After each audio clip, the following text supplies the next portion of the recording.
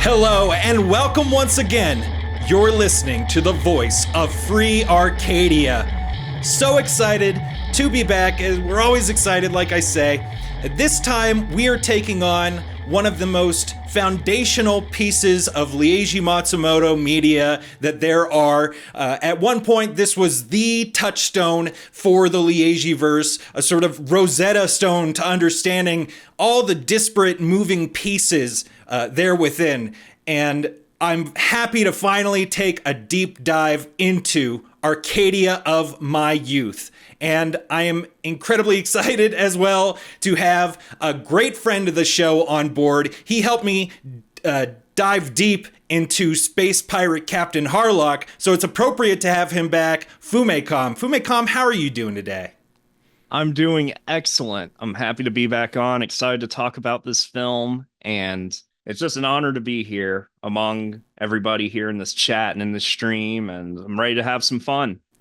And like he said, we are recording live on twitch.tv/CPT Hardluck, Captain Hardluck. Hey, that's me. And we record these on Twitch, and then I go and I edit them up, and then I throw them on YouTube. So if you're watching on Twitch live, or if you're watching the premiere or just the regular play on YouTube, I really appreciate everybody out there in the Leijiverse who supports this project through thick and thin. We are going on year 4 once we hit May, so big things coming in the Leijiverse in 2024. That's what I believe.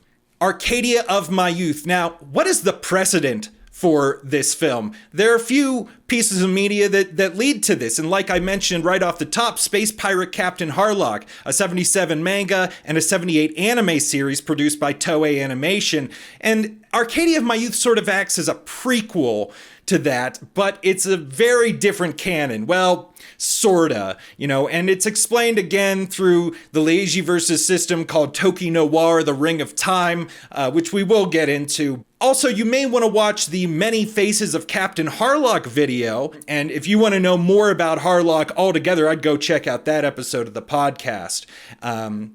Any thoughts on Space Pirate Captain Harlock in relation to Arcadia of My Youth you want to add? It kind of feels to me like Space Pirate Captain Harlock, or I should say Arcadia of My Youth, it kind of feels like that sort of is an explanation, or it's sort of a setup for the archetype of Harlock as a character, I feel, because obviously it's not the exact same continuity, but when you first see Harlock in that anime, he's sort of veiled in mystery, and you'll kind of be asking yourself, well, why is he like this? Why is everything this way? And I feel like Arcadia of My Youth, while it doesn't directly answer a lot of those questions, it sort of puts you in the right direction. Yeah, very foundational. And another film that he appeared in that was insanely successful for Toei Animation was Galaxy Express 39, that 79 anime film. I would say it's possibly Harlock's greatest role. I really think and believe that Harlock functions best when he's sort of revolving around the story, when he acts as the mythic figure that he actually is and that he's set up to be. That's why he's so mysterious. It adds to the mystique when he's not in half of the show or the movie. And in 1979, Harlock's character, off of the back of GE39, won the first annual Anime Grand Prix in Animage magazine for favorite character. Now, we've had other people on the show who say that was probably just a plant.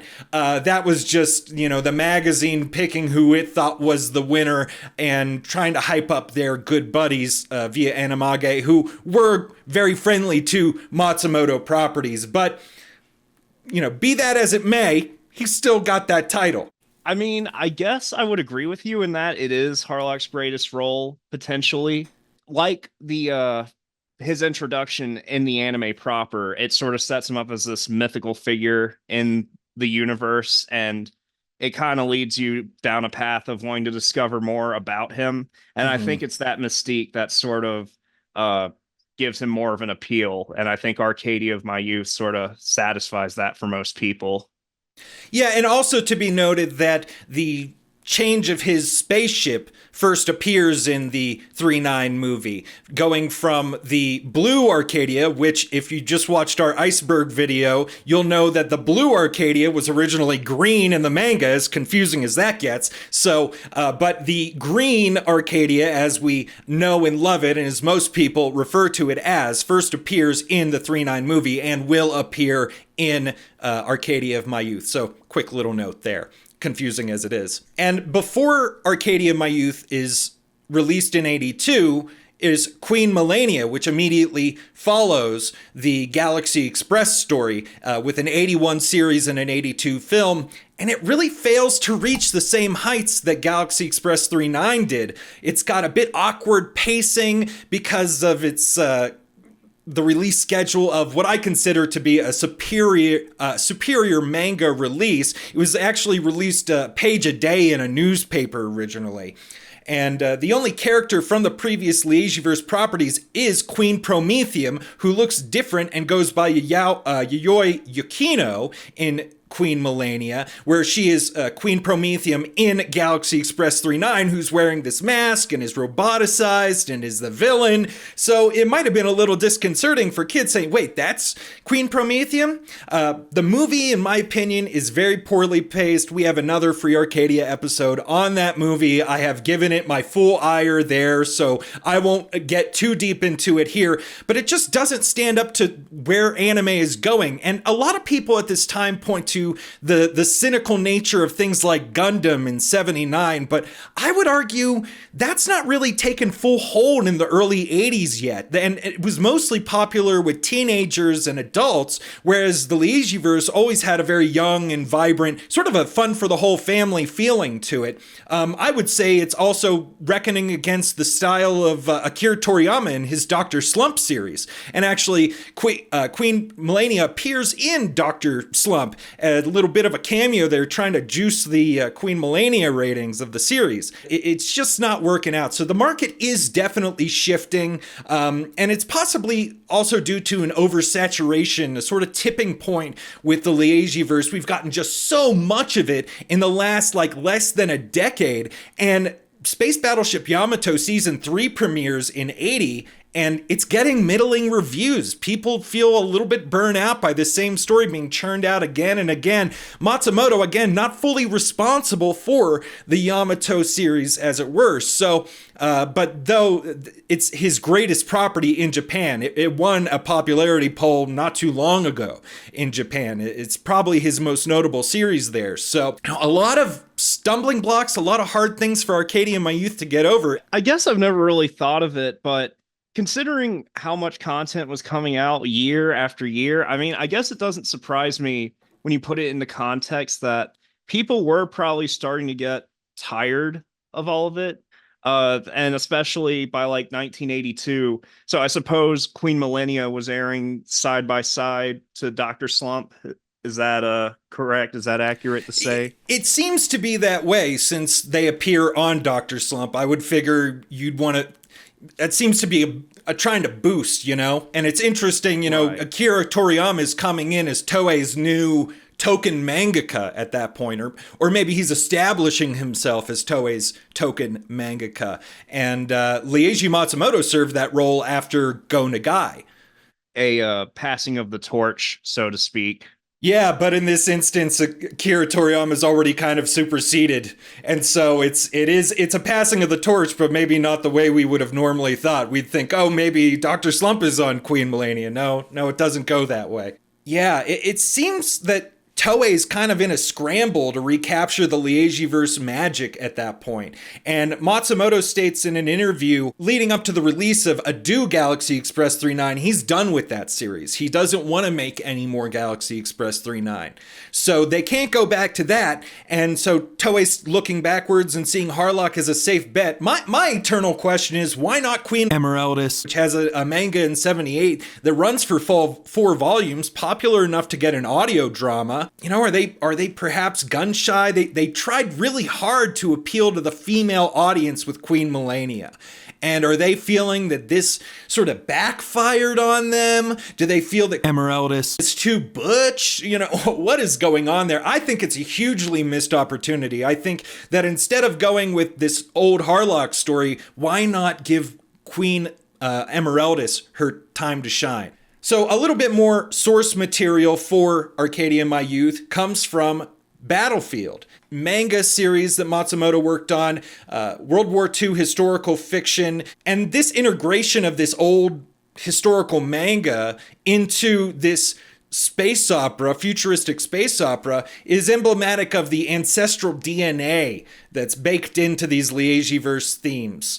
And we're going to talk a little bit more about those stories that appear in Arcadia of My Youth in a bit. But also Marianne of My Youth is another very formative movie, a Franco-German film featuring Marianne Hold, who we've discussed many times on the channel. She sort of becomes the ideal woman for Matsumoto. She acts as sort of a model for Maytel and a lot of his other female drawings and characters. But I will say with Battlefield, the actual title, Arcadia of My Youth, is originally in one of those Battlefield stories. And there's also another story called Witch of Stanley that is baked into this as well. So as we discuss the story, I'm going to get into those. And I don't know if you have any other staffers you thought were important to talk about. I've picked out 5 here. We could talk about the legends of anime production for hours and hours, but I want to get through the story of this thing. So I wanted to give flowers to 5 people. And right off the top, Kazo Kamatsaara, a character designer and animation director of this film. He is an absolute legend from the 60s to the 90s, 3 decades of anime. Wolf Boy Ken, Tiger Man, Devil Man, Mazinger Z, Getter Robo, Cutie Honey, Grendizer, Guy King, Nausicaa of the Valley of the Wind, and Case Closed. He has touched all of these properties as an independent contractor for Toei predominantly. And he sort of defines the animated Leijiverse from Space Pirate Captain Harlock to Are no Kagame, which is sort of a swan song for Matsumoto that maybe we'll talk about someday. It was released at a World's Fair, had some 3D animation in it. But he puts his own spin on Matsumoto's style, starting with the Galaxy Express 39 films. And I think that's the aesthetic that most people come to Leiji Matsumoto seeing for the first time. The Captain Harlock anime has it looks a lot more like the manga, and so does the 39 anime series. But once you see Galaxy Express 39's animated character design style, it's very impressive.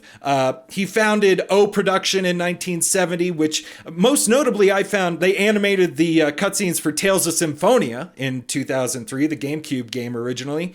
And he unfortunately passed in 2000 at 56. We lost a legend far too soon there. Any thoughts on the character designs here, or Kazuo Kamatsaara? So, wait, he was only 56 when he passed. So, Arcadia of My Youth was 1982, correct? Mm-hmm. So, he would have been 38 at the time, right? Sounds about right. That's crazy, how young he was. That caught me off guard. I'm sorry. I just saw that he was only 56 when he passed. I couldn't believe that. I would say he gets his greatest opportunity to be creative here as well, right? Like Galaxy Express 39 films, they're basing it right off of the manga itself. And it's already been animated many times in the series. So here he gets to really shine, I think. And there's original characters and there's original plot beats or reimagined plot beats that haven't been sort of visualized before. And I think that this man completely redesigned characters as well. Yes, absolutely. And he did some of that redesign, like I said, in 39, the movie, but there's a lot here. Zol, the Tokargans, La Mime, It's very impressive what he does here. Also, Yujiro Ishihara, and this is the Phantom F. Harlock the first, or senior, voice actor, and he was an actor-singer. This, I believe, was his only role in an animated film. He did songs like Arashi wo Yobu Otoko, which is The Man Who Calls the Storm, and Ginza no Koi no Monogatare, which is Ginza Love Story. He worked as an actor in many samurai and war films, and interestingly, the closest he got to an animated film was an audio drama for Gizuna Bonds of Love, which was a yaoi manga. So he played all sorts of diverse roles, probably breaking down social barriers in a way with some of his work. But this is his final role as well, and he passes away in 87, very young. Maybe didn't live the healthiest lifestyle. Tomoharu Katsumata was the director, and this is one of the oldest directors still sort of in the under the wing of Toei. He directs many Go Nagai properties, Mazinger Z, Devilman, Cutie Honey, and he comes to Matsumoto through Vanguard Ace, which is excellently animated. It is one of the prettiest Toei 70s anime series that I can think of. I think it's animated better than the 3-9 anime series. He also works on Yamato movies. Farewell to Space Battleship Yamato, Be Forever Yamato, Final Yamato, sort of finishing out the Yamato movie series. And he also directs Dai Yamato, which is the 04 OVA, the 2004 OVA, which is somewhat maligned. It might have helped to trigger the Yamato lawsuit, which was settled for 250 million yen between Matsumoto and Yoshinobu Nishizaki. A little bit of bad blood there. But he also worked on Fist of the North Star and The Little Mermaid by Toei. So did he work on all of Fist of the North Star, or just the series? I believe he just directed a couple episodes. But okay, yeah, he touched it. They needed a director, and he was there. So he's always been he's a very work-a-day sort of Toei animation guy, from what I understand. Makio Inoue, who is the legacy Harlock voice actor, probably his most famous role that he ever did. He also is well known for voicing Goemon from Lupin the Third, but he worked on Astro Boy, Kimba, Princess Knight, a few Tezuka staples there, Osamu Tezuka, God of Manga, and interestingly, he played Paul McCartney in the Beatles movie Help. So I thought that was interesting. I just learned that Help had a Japanese dub, so that's interesting. Yeah, I had no idea. It might actually be very appropriate given the nature of the Beatles movies. Yeah. And he unfortunately passed away on November 29th, 2019. So we didn't lose him too long ago either. And finally, I wanted to highlight Toshiyuki Kimori, who scored the film with the New Japan Philharmonic Orchestra. The score of Arcadia of My Youth largely based on Dvorak's Symphony 9, the New World Symphony, and those motifs are heard all throughout Arcadia of My Youth, an extremely romantic piece. Romanticism is a big deal in not just the Leijiverse, but especially Arcadia of My Youth. And he worked also on Dirty Pair, Super Mario Bros. Great Mission to Rescue Princess Peach, and Super Don Quixote, the Laserdisc game, loosely based on the classic story, but I believe it's mostly sci-fi. And he passed away April 11th, 1988, at just 41 years old. So a lot of people passing before their prime who worked on this thing that I noted. Yeah, no kidding. FumeiCom, I was wondering if you could take us through this next part. The English localization of Arcadia of My Youth. You have sort of an expertise with these things, even when you're not personally super aware of the IP itself. You knew a lot about the sort of things surrounding it.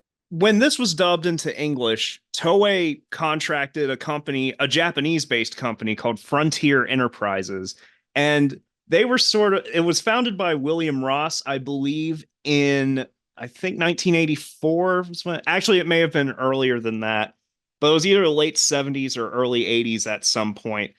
And its entire purpose was basically to be an English dubbing studio that Japanese companies could come to directly to cheaply and efficiently get English product for their IPs.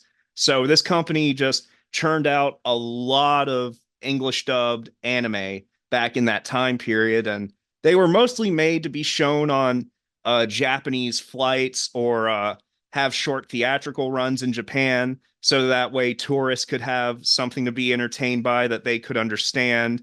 And also, in a lot of cases, companies like Toei would come to them and say, hey, could you produce a dub of our movie so that way we can own our own English dub of this movie so that we don't have to go through a licensee overseas. So that's basically what happened with Arcadia of My Youth, or Vengeance of the Space Pirate, as they retitled it. And it was mainly shown on airlines initially, flights going to and from Japan. And at some point, a company called Celebrity Home Entertainment bought up the American distribution rights for it and distributed it under their children's label just for kids. And they did this with a lot of anime that happened to be dubbed by Frontier Enterprises. In a weird twist, there's two different versions of the tape, and there's no real way to like tell the difference between them unless you look at the actual spools. One of them has more tape than the other because they released an edited version and an uncut version, and you kind of just have to go by luck to get one or the other.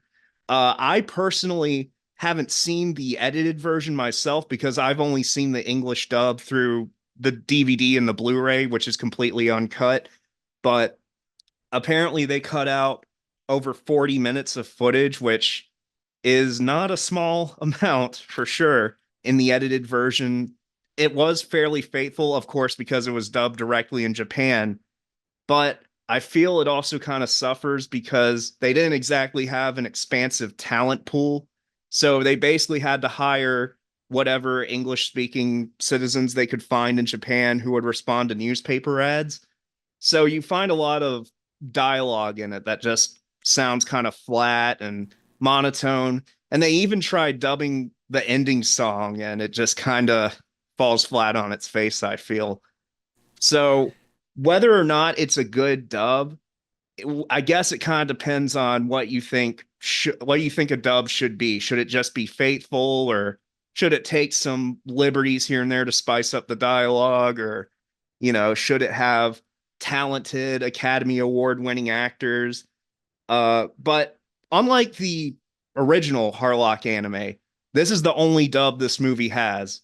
So it doesn't have that convoluted dubbing history that the original Captain Harlock has. It's just this one dub. And check out FumeiCom's video on the complicated history of Space Pirate Captain Harlock's dubs. Plug for his channel for sure.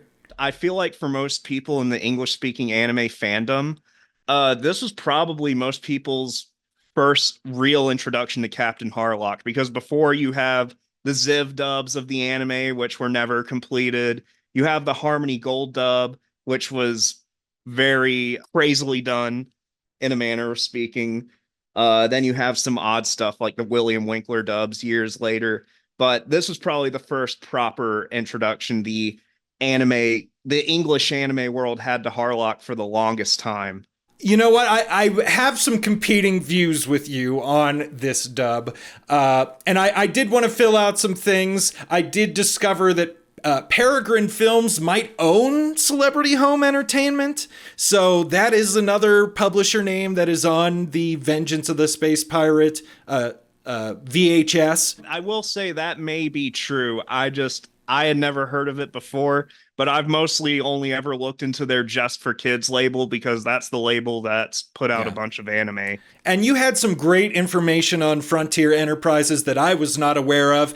Just filling out some of that discography of theirs. They worked on Macross, which was localized as Clash of the Bionoids, Lock the Superman, or Lock the Superpower, probably getting around a very obvious IP clash there, and Cyborg 009, Legend of the Super Galaxy, which was localized as Defenders of the Vortex. Now, my opinions on the dub may differ just because of what I think this anime is and the time it was presented in. When we talk about this sort of flat tone, to me, it's got sort of an operatic delivery to it. Maybe it's unintentional that it came out that way, but I do think that the inflection of the voice actors is representative of a sort of awareness of what kind of production was being made. This was not your typical anime with dialogue that might have been a little bit more zany or even a little bit more natural. This is supposed to sound a bit unnatural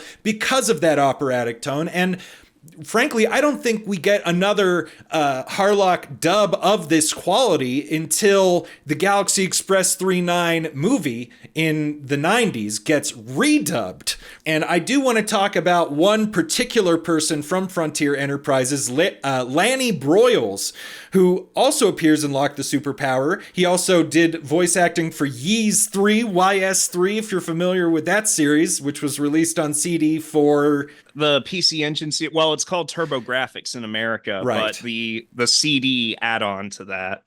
Right. And another very interesting credit, he did the voice for an evil Malmori alien with a nefarious intent in an obscure sci-fi movie called Battle Beyond the Stars. And this is really interesting. It's sort of like riding the high of Star Wars, and it's co-directed by Roger Corman.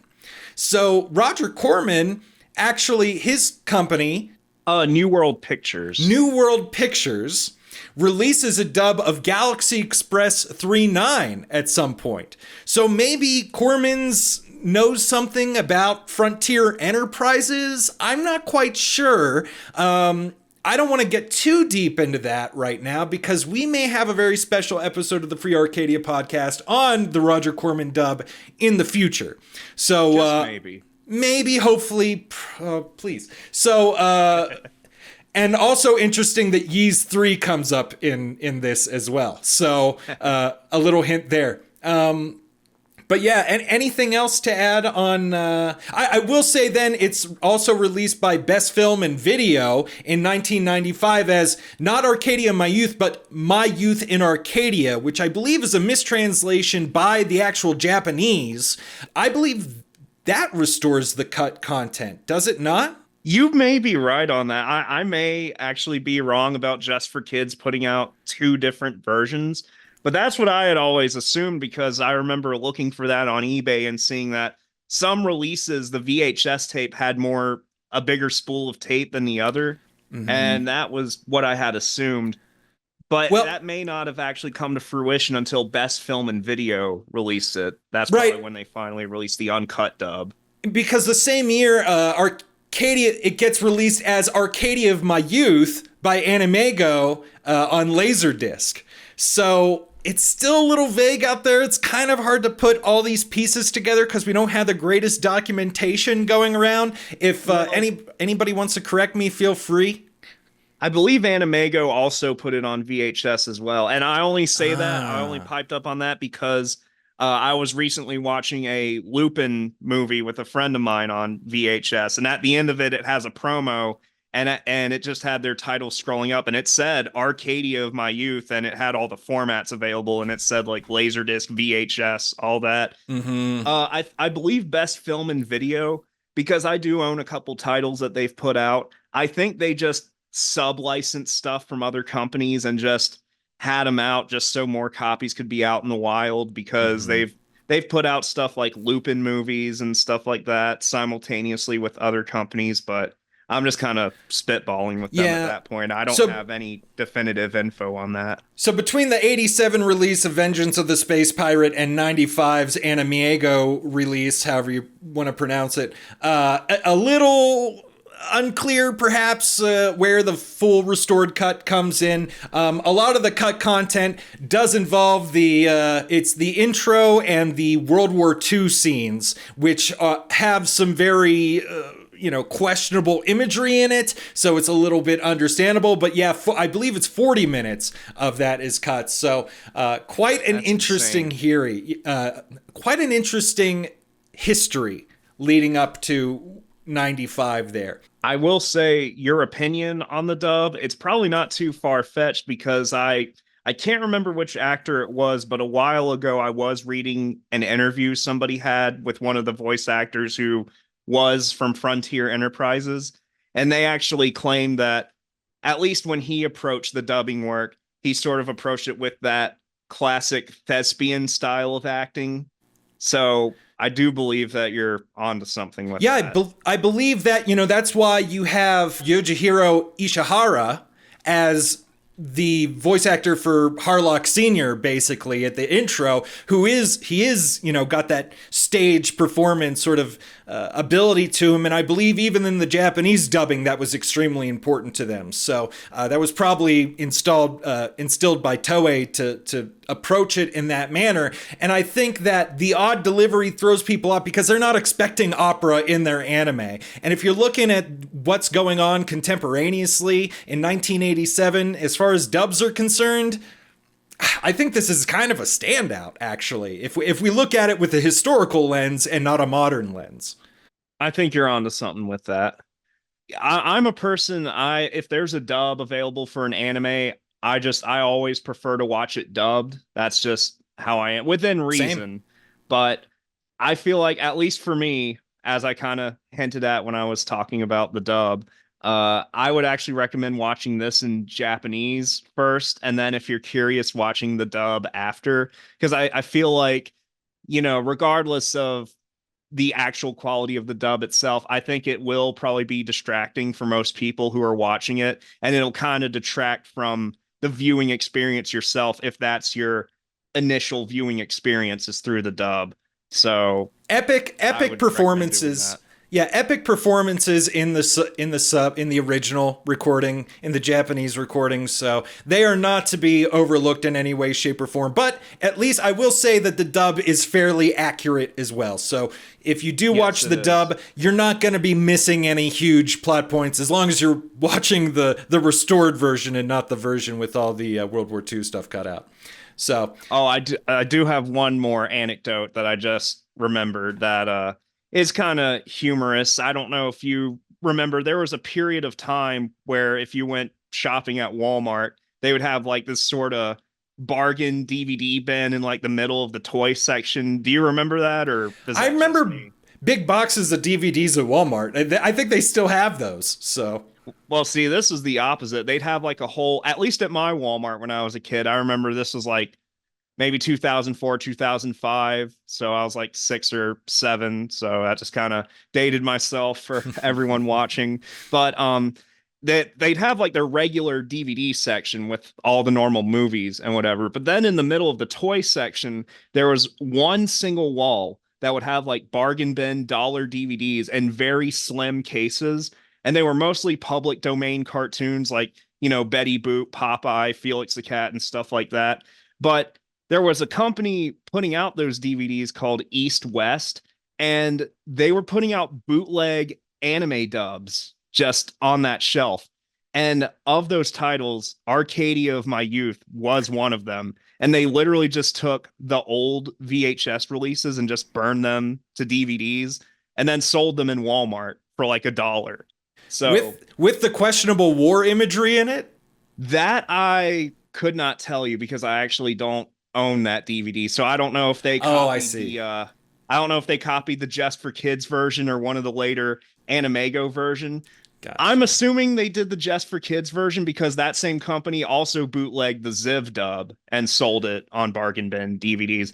I'm not completely certain, but like I'm 99% sure that they had no license from Toei or anything because there's no copyright information for it. And the covers are very amateurish. I'm sure if you go on eBay right now and search Arcadia of My Youth DVD, you'll probably find it easily.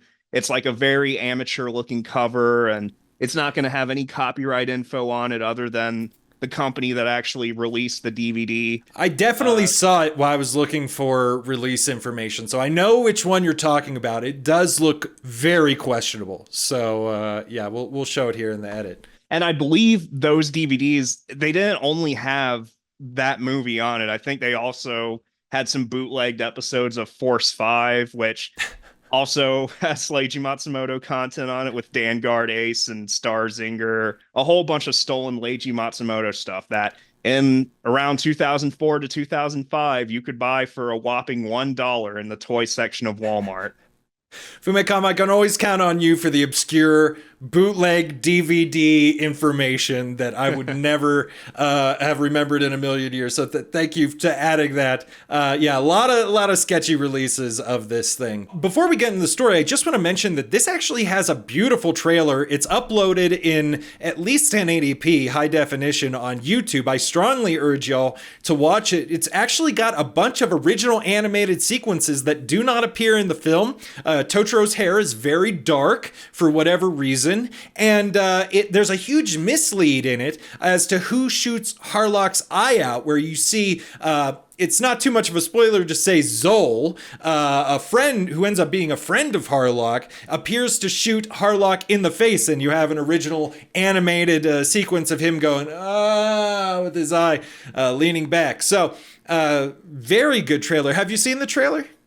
I have not, but so when you say it's misleading, so they just took two shots and edited them to kind of make it look like that's the case? Even in the Vengeance of the Space Pirate cover, you see Zol shooting Harlock, but that never happens. You know what I'm talking about? That illustration there? Oh, yeah. So they got that illustration from however they composited that. I think Zol shooting might be in the movie, but they sort of composited it where it looks like he's shooting at Harlock and then he's, got it in the face and the eye and there's blood flowing back. None of that happens in Arcadia of My Youth. So it's an origin story. We will find out how Harlock loses his eye, but the trailer completely misleads you. To be fair, that's not unusual for trailers.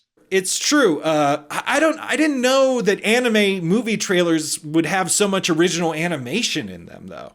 To me, that was different. What I presume, and I could be wrong, is there could have been some internal animation tests that were done, and they just took some of those and slapped them in the trailer. Because that's what happens with a lot of anime. I'll just say it because it's the example that comes off the top of my head. The original Dragon Ball, a lot of shots that are in the opening are actually taken from an internal pilot film that was made at Toei. And there were also some shots of that shown in commercials, but that was never released to the public.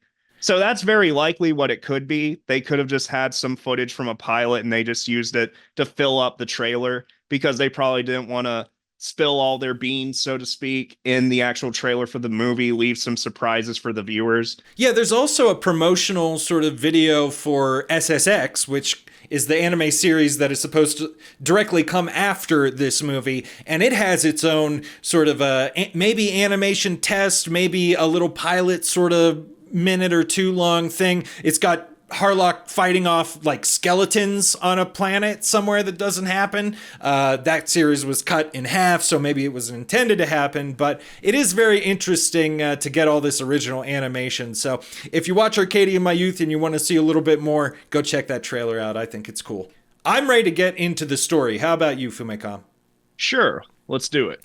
At the end of the journey, all men think that their youth was Arcadia. This is the text that comes up at the beginning of the movie. We have a similar intro to Galaxy Express 39's movie, and I believe there's one in Queen Melenia. I'll have to double check that. But this is a quote that's falsely attributed to Johann Wolfgang von Goethe, or Goethe. I'm not good at pronouncing it, but he was a German writer, polymath, artist, scientist, during this big romantic explosion in Europe towards the end of the 18th century. But like I said, there's no record of him ever saying this. Arcadia as a concept, very interesting. The Arcadians were an ancient Greek tribe, which was situated in the mountainous Peloponnese Peninsula. Say that 5 times fast. This is the home of Greek god Pan, and in European Renaissance arts, it becomes sort of a term that's linked with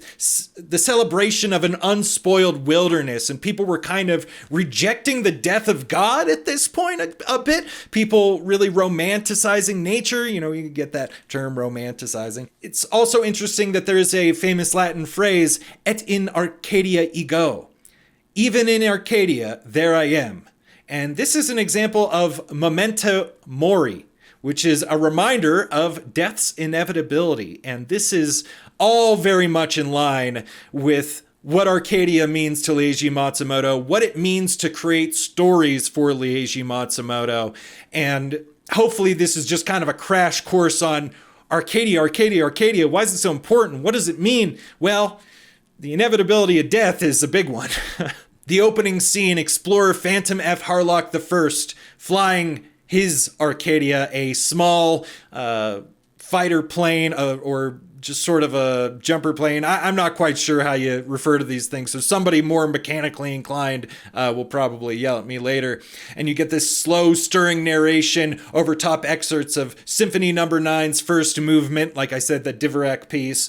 And he reads from the Arcadia of My Youth autobiography, which we will learn about. And it's sort of this inconclusive ascent over a treacherous mountain range called the Owen Stanley Mountains. And he almost retreats. He's realizing, I can't get over this mountain, but he's sort of egged on by this cackling, echoing female voice, the actual witch of the Owen Stanley Mountains, who we will run into again. And, he decides to turn around and conquer these mountains. And I would say that a loud female cackle has led men to do worse things. What do you think, FumeiCom? I think female I torture. Would agree. Yeah, female. You won't hear any arguments from me on that.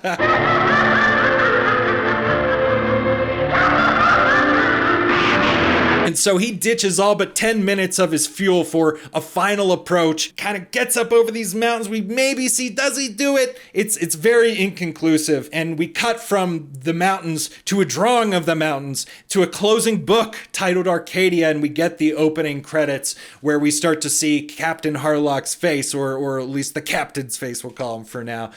We might assume he survived since we have the story. I don't know where people would have collected this recount otherwise.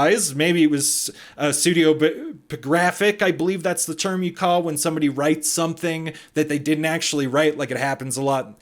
People say in the Bible, things are written posthumously of certain characters and then written from that perspective and then passed off as if that's them. But I think he probably survived. Yeah, what's really notable about this, it's adapted from the Battlefield manga that we talked about before. And the pilot survives in that story, though the plot is slightly different, and I don't want to spoil it yet because it's going to kind of come full circle towards the end. One thing I do notice here, a possible animation error where the very first shot of the Arcadia, that plane is green.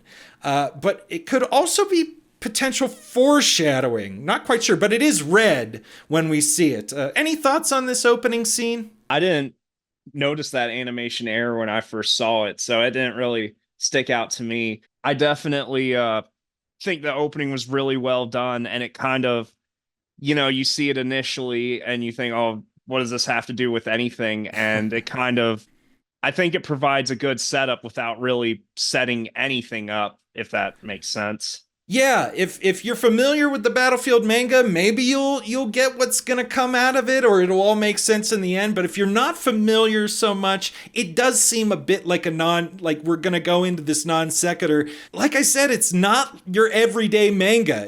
Matsumoto puts the opera in space opera. So, these kind of big dramatic themes or thematic storytelling, more, sort of taking precedent over narrative storytelling or sequential storytelling. It's something that you kind of have to get used to in the Leijiverse. But we cut from there, from the opening credits, to the Death Shadow under attack. And with the ominous captain in red who we've seen in the opening credits. The Death Shadow, quick note, is the ship of Harlock in Space Battleship Yamato. But he's cut from the anime series because that anime series is cut down, but it's featured in manga, and then we cut back to a damaged ship flying back to Earth. The Death Shadow has taken its licks, and the comment from the captain is, "The dream is over now. Earth is the only place where Earthmen can live." And it kind of implies that mankind has been occupying the stars. It's kind of sort of spread out from Earth, and now whatever it was battling at that point is kind of sending it back home. And the Illuminatus occupation force comes on through the radio and instructs the captain to land. Harlock sort of reaches for his gun, but he thinks better of it. There's nothing much he can do at this point. They lower the two-earthed flag, which is a very interesting symbol there, and it raises a black one. And the black flag can be seen as a pirate flag signal. After closing in on a target ship, the black flag would be raised, signaling quarter, which would mean if the targeted crew gave up without a fight, they would not be, they would be spared. It could also be a sort of reference to anarchy. Is Harlock an anarchist? If so, I would say it's hyper-contextual. This man just served in the army, and what we'll learn served very dutifully. I would believe that at this point, if it's symbolizing that, it's only under that Illuminatus rule. Of course, maybe it has a completely different meaning, the black flag, in this universe that we are not aware of yet, or maybe some other naval meaning that I completely missed. Well, I think it's sort of an interesting difference here when compared to the original anime.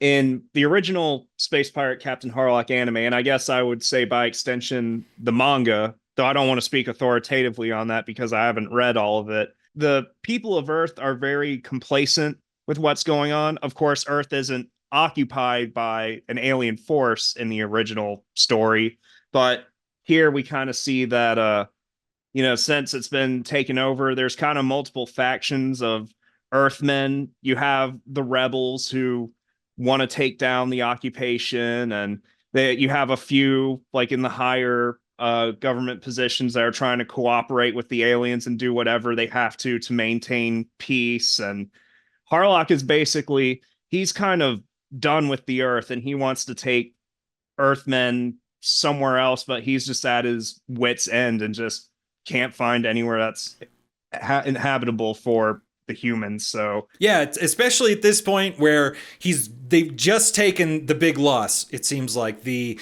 resistance to the Illuminatus force has ended. He was part of maybe a big final battle basically and survived it, but a little worse for wear.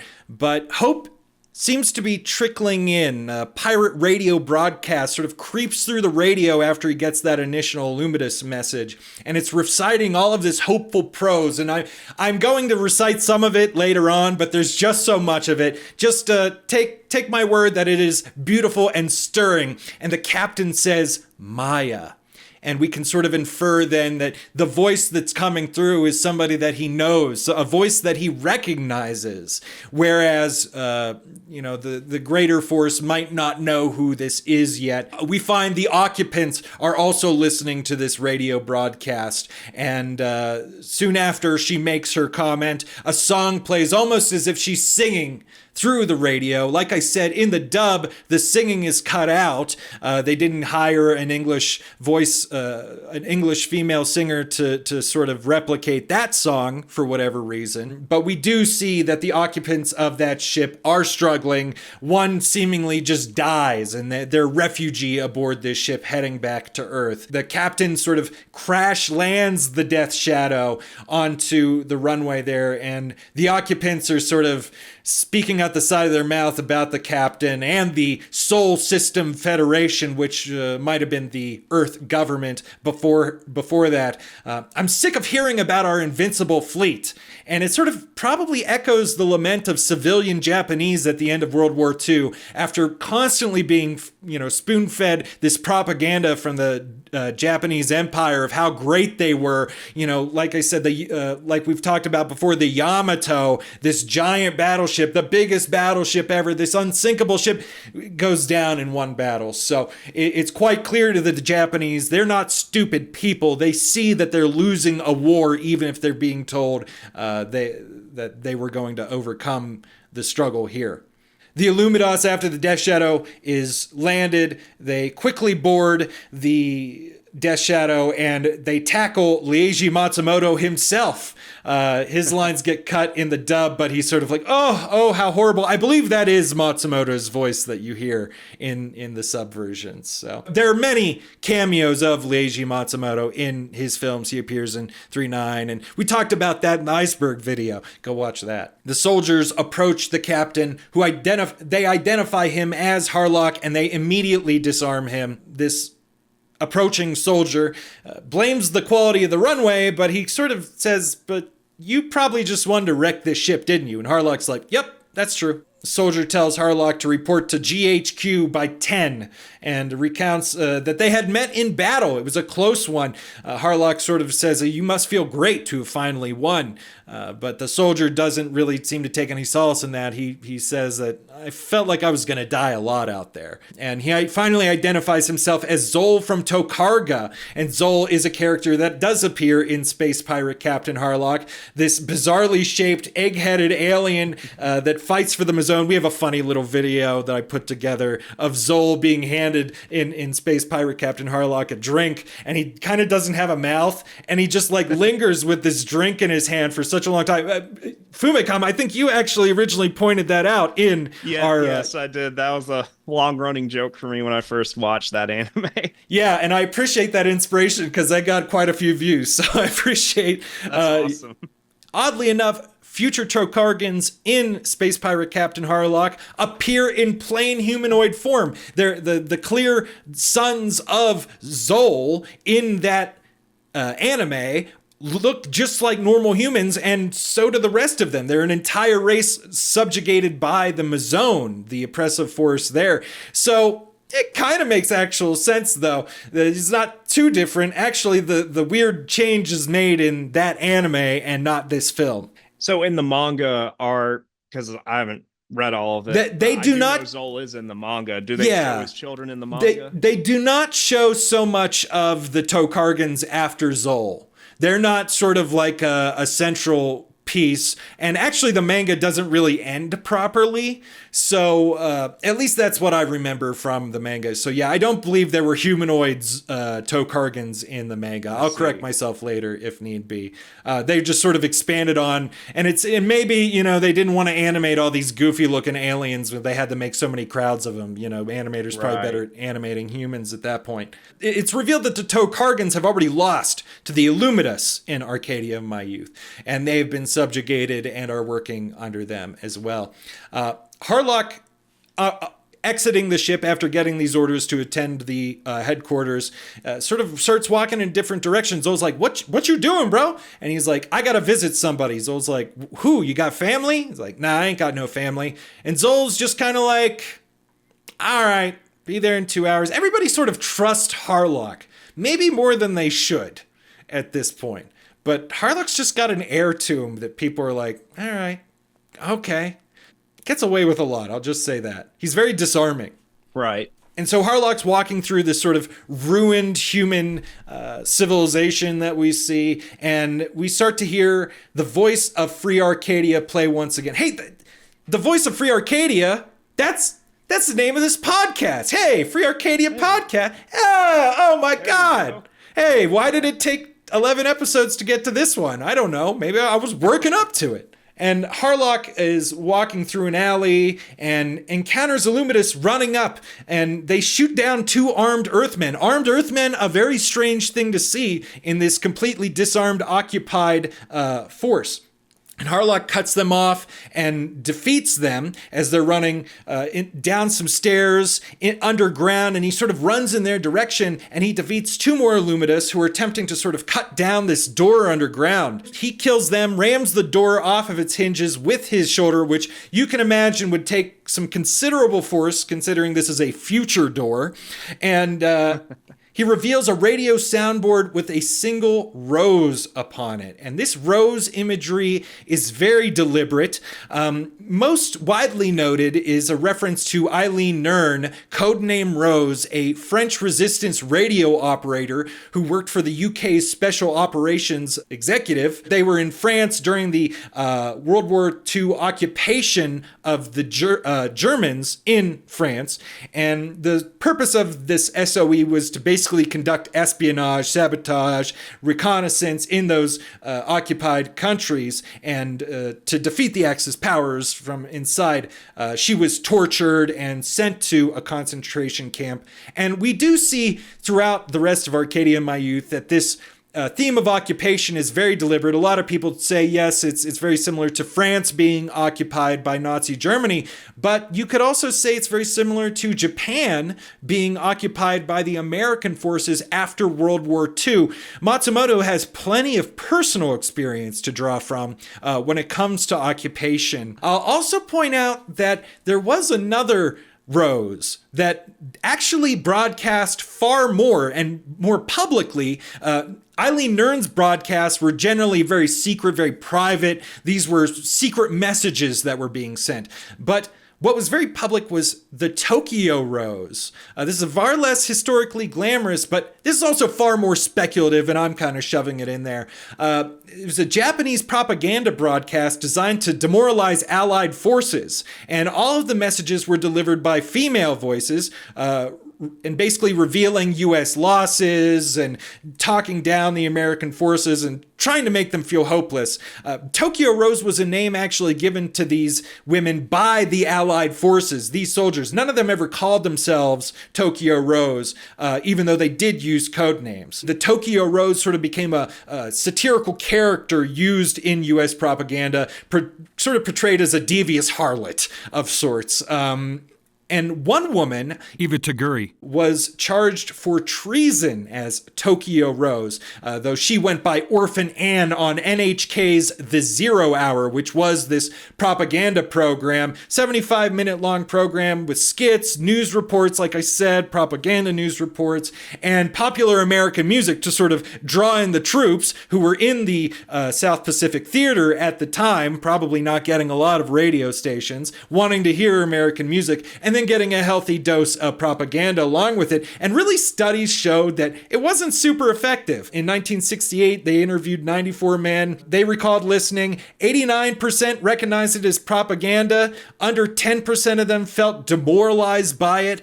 And most of them said it was good entertainment for them. They probably thought it was kind of funny listening to these, Japanese women speaking broken English about how bad the American forces were when they themselves might have been sinking Japanese ships on the daily, weekly, And one GI said, we all thought she was on our side the whole time.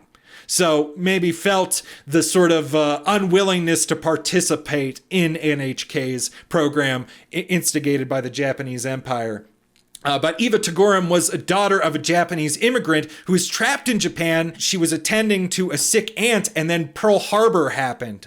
And she was later convicted for treason in 49, and then pardoned by Ford in 77 after investigative journalism revealed that the FBI manipulated the entire narrative to, strengthen American morale. Nothing too surprising there, but a couple. Generally, Eileen Nern gets the bulk of the credit for this sort of reference, but I'm sure Matsumoto was aware of Tokyo Rose.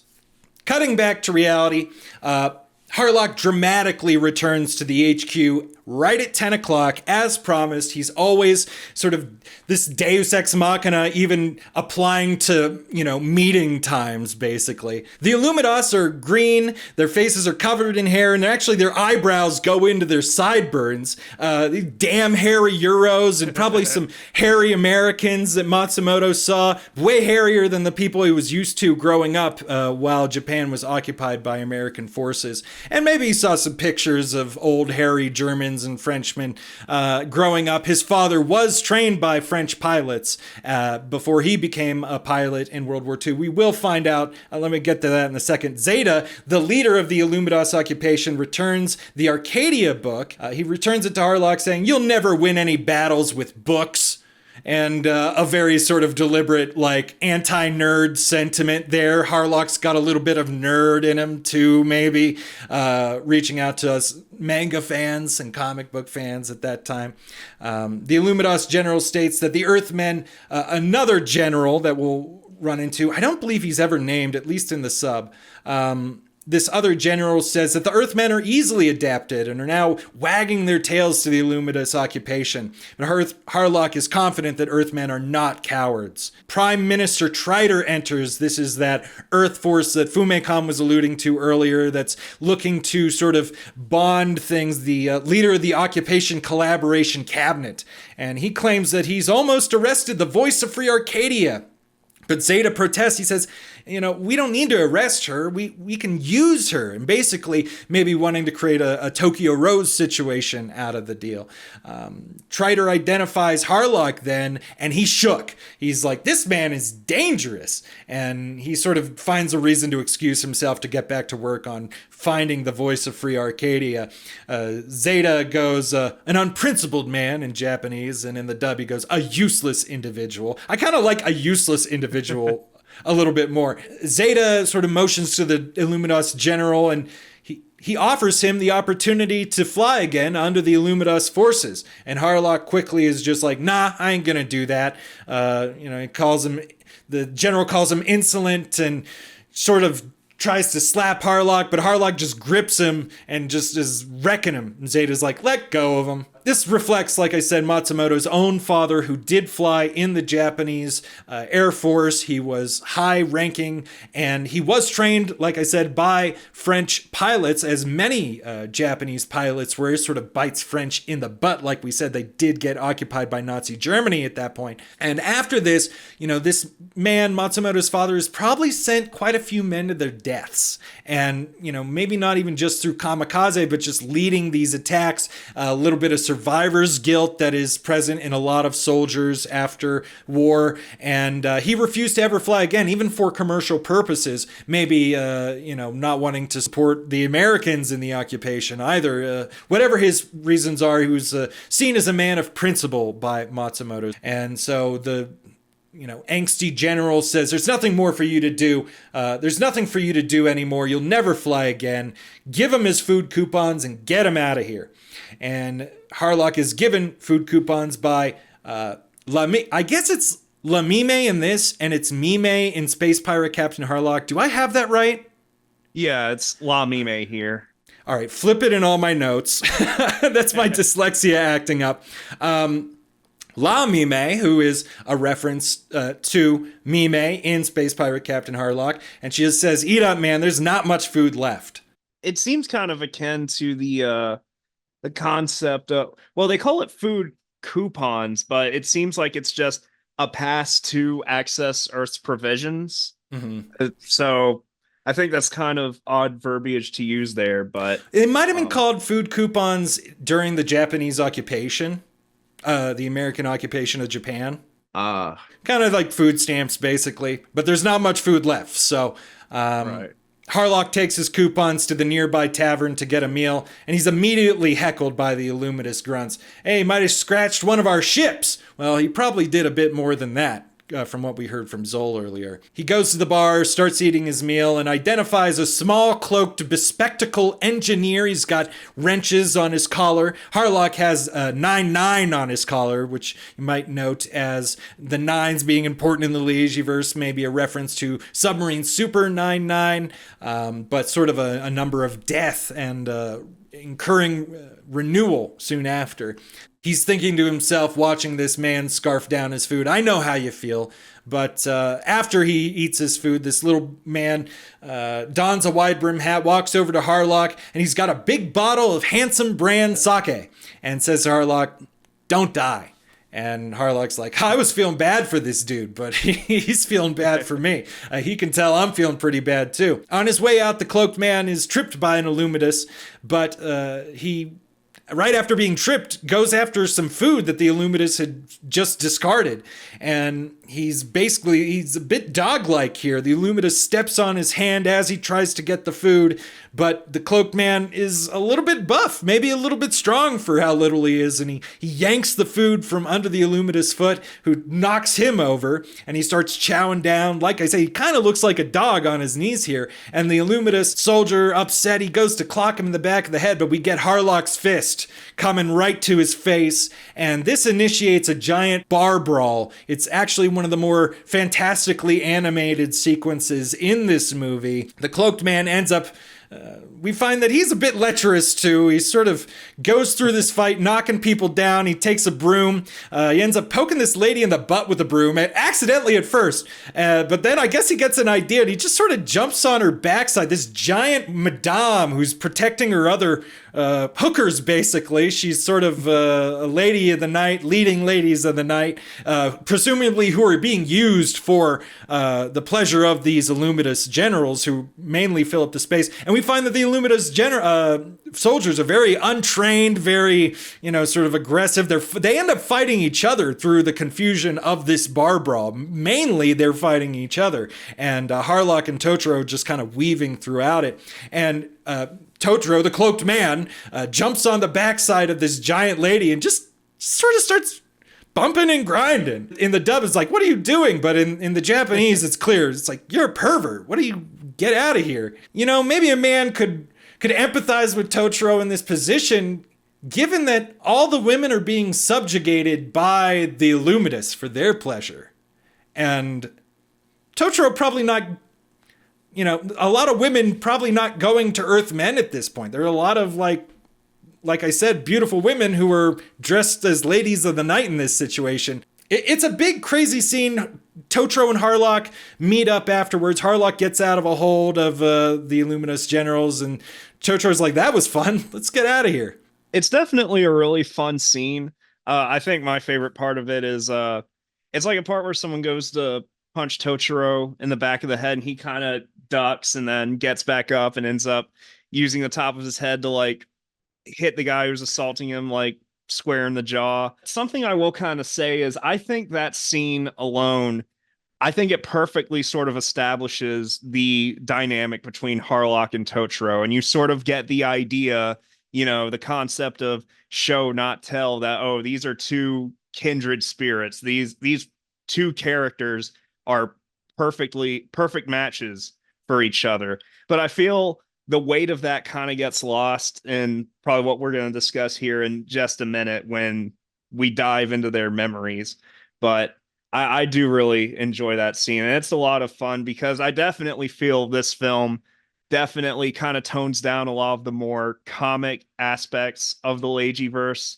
So yes, it's nice to have a bit of a respite. Absolutely. Especially after, people have been watching Galaxy Express 39, and the Queen Melenia movie is actually really dry too. Not very funny at all. So this movie, it's good that it has a high comedic point, especially because just the atmosphere is so harsh and oppressive. So you're absolutely right. Maybe it could have used a little bit more humor, and we maybe get that towards the end. They're feeling a little bit more confident, but there's maybe not enough. I think you're right. Like I said, they head out, and Harlock trips over something and drops the sake. Total party foul. This guy's messed up bad. Totoro is very sad about it, basically licking up a little bit of it from the ground. And Harlock basically says, why do you live like this beggar dog? Why are you so lowly? And Totoro says it's a one-man revolt. And ends up asking Harlock, if you had a weapon, would you revolt too? Harlock's like, yeah, of course, but where can you get a weapon? And Totoro pulls two guns out from underneath of his cloak, hands them to Harlock, and these are the iconic Cosmo Dragoons, and Totoro is a sort of deliverer of this gun, even through separate forces in many instances of the Leijiverse, through his work on the Cosmo Dragoon, which I believe is his own design. Tetsuro gets armed, Maytel gets armed, Emeraldus gets armed, so he likes to hand out these guns to friends like party favors. But they're immediately spotted, and Totoro does say that these are sort of old guns. It's better than nothing, but as soon as they get approached by the Illuminatus, Harlock tries to fire a shot, and you hear the gun jam. They are taken down by these Illuminatus, and they awake strapped to some tables. And Zol appears again. And he's announcing that he's been doing research on their memories, and he's found some very interesting sequences that they both have that sort of overlap. And I guess because he's got both of them there, he can kind of sort of animate this sequence for them. And we cut to a World War II dogfight, and Harlock is flying a Nazi plane. He's doing so quite well. He's taking down the Allied forces. Some GIs are probably getting messed up in this scene. After winning beginning their battle, the flight lands on the Autobahn, so we know they're in Germany, and it sends this covered truck containing Totoro, or Totoro's ancestor, off the road. Harlock's plane's landing gear fails, and he gets flung off the road too, and he's struggling to remove this sight from his plane. Totoro's like, what the hell are you gonna do? This is gonna explode. But Harlock's like, this is my Revi C12D, bro. This is my eye. And we'll find out the eye being very important later. And Totoro's like, oh shit, that is a Revi C12D. That's awesome. And he tries to help him. They get out of it. And another moment of Deus Ex Machina, the plane explodes. And they have sort of an awkwardly paced conversation here. It is noted that Leiji Matsumoto owned a Revi C12D, so that's probably why they used it so extensively, because he lent it to the animators to reference that. Harlock also grabs his Arcadia book. We see the Arcadia book again. And the two bond. Totoro reveals he's a Japanese mechanical engineer in Germany on technical exchange. And I'm Phantom F. Harlock II. Harlock, Totoro says, and he pulls out his own copy of Arcadia of My Youth. Only men can appreciate these feelings. Why are you flying the Iron Cross? Harlock goes, it's what you might call paying the rent. And we'll dive into what this means. These are basically from the original Anime Go Laserdisc liner notes. First, to the Harlock clan being a feudal one, dating back many centuries, most probably located in Prussia. In feudal times, a lord had an obligation to serve the king, to whom he had pledged fealty in time of war. This obligation is the rent to which Harlock refers, even though the feudal system which produced this custom no longer exists, and even though Harlock believes that war is pointless, he is nonetheless bound to hold himself to that obligation for the sake of his personal honor as well as that of his clan. Some, like maybe Mike Toole, would like to excuse this. They say, oh, he's not a Nazi. Listen, man, if you're flying a Nazi plane and you're killing allies, I think that's probably going to qualify you as he's kind of being a Nazi here, even if he's not,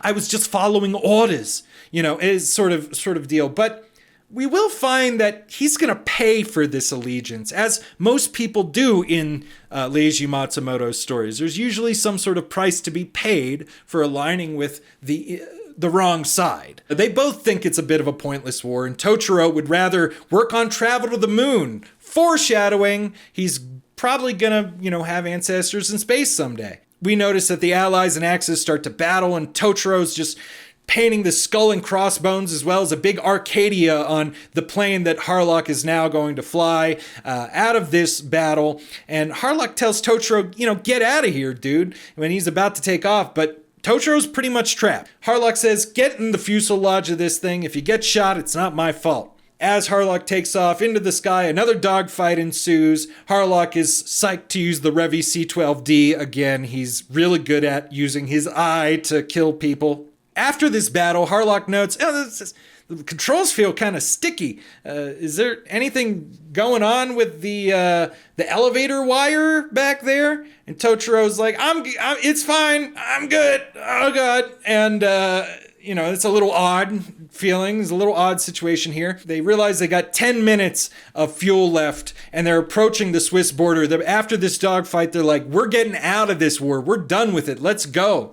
And that 10 minutes of fuel, again, hearkening back to the beginning, where Harlock Sr. dumps till about 10 minutes of fuel to conquer the Owen Stanley Mountains and the witch therein. And the plane is about to crash, but Harlock waxes poetic about Hilgenstadt, the estate of the Harlock pirate knight clan. I don't know how many pirate knights there were in history. I don't think there were many, if any. This is a bit of historical fiction. Like I said, the Battlefield series that this is based off of was historical fiction. And the plane crash lands at that border, and Harlock opens the fuselage and discovers that Totoro has been holding together that elevator wire that had been shot in twain, with his wrapping it around his wrist and ankles, and we get a bit of crucifixion, sort of Passion of the Totoro imagery that'll come up here, and this is something that does repeat in future Christ-like suffering of Totoro in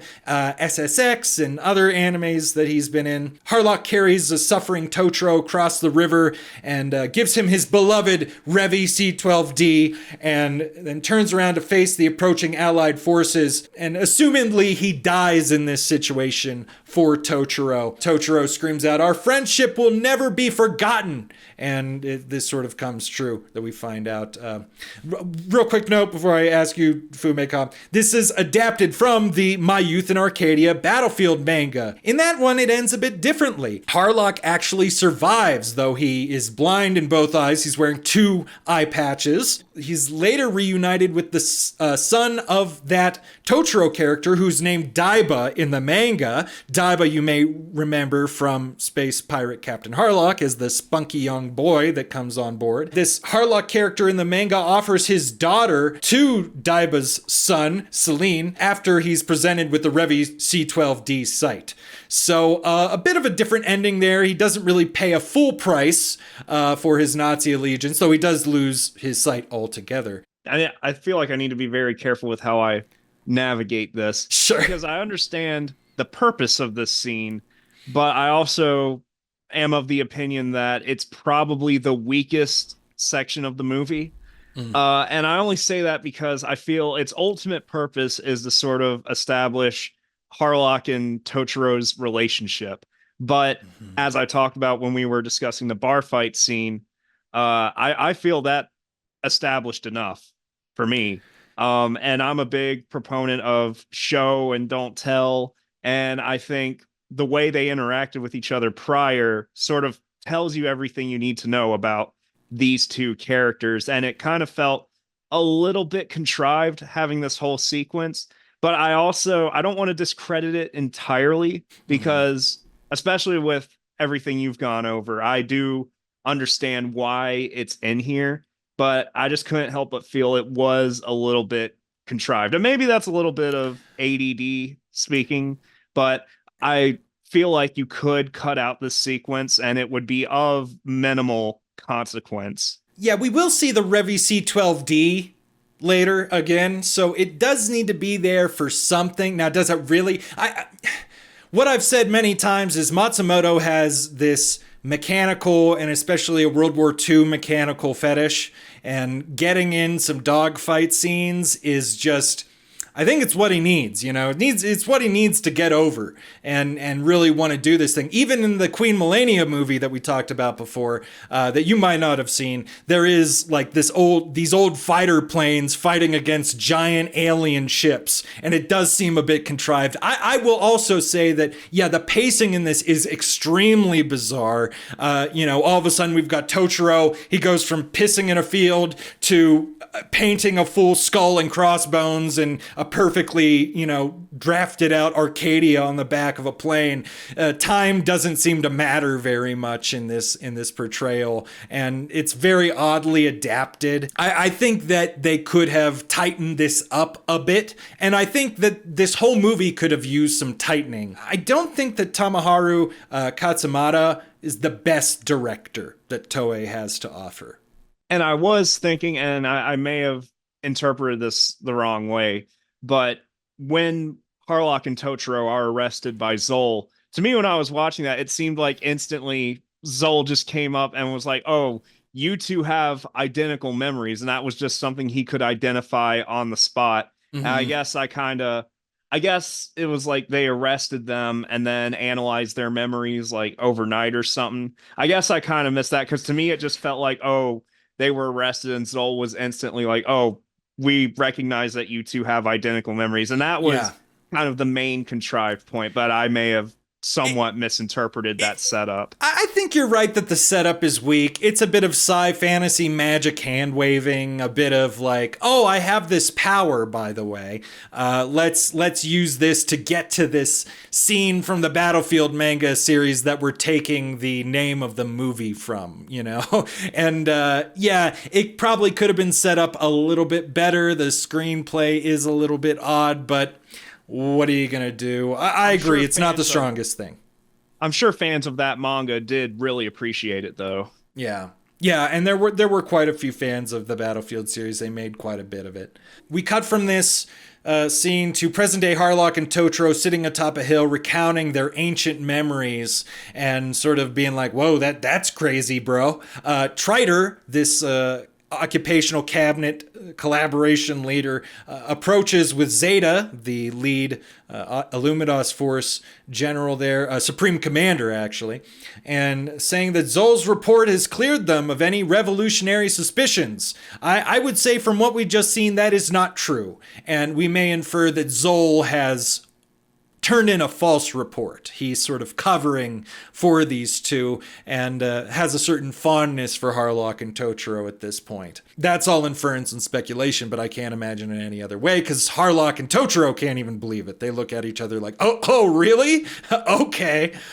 Zeta asks to speak with Harlock alone. Totoro sort of reluctantly leaves, and Triter asks Harlock to help dispatch Tokarga, Zol's homeland. So we just got this sort of confirmation that Zol's on my side. Now you want me to take out the Tokargan homeland? Harlock's like, nah, this sucks. I don't want to do it. They're just sort of distracted, and this sort of whole thing derails because a giant Zeppelin spaceship crashes in the distance. And then this happens. It's like, and then storytelling. Totoro approaches and discovers this tall, beautiful redhead that he's maybe got some fate in the future with.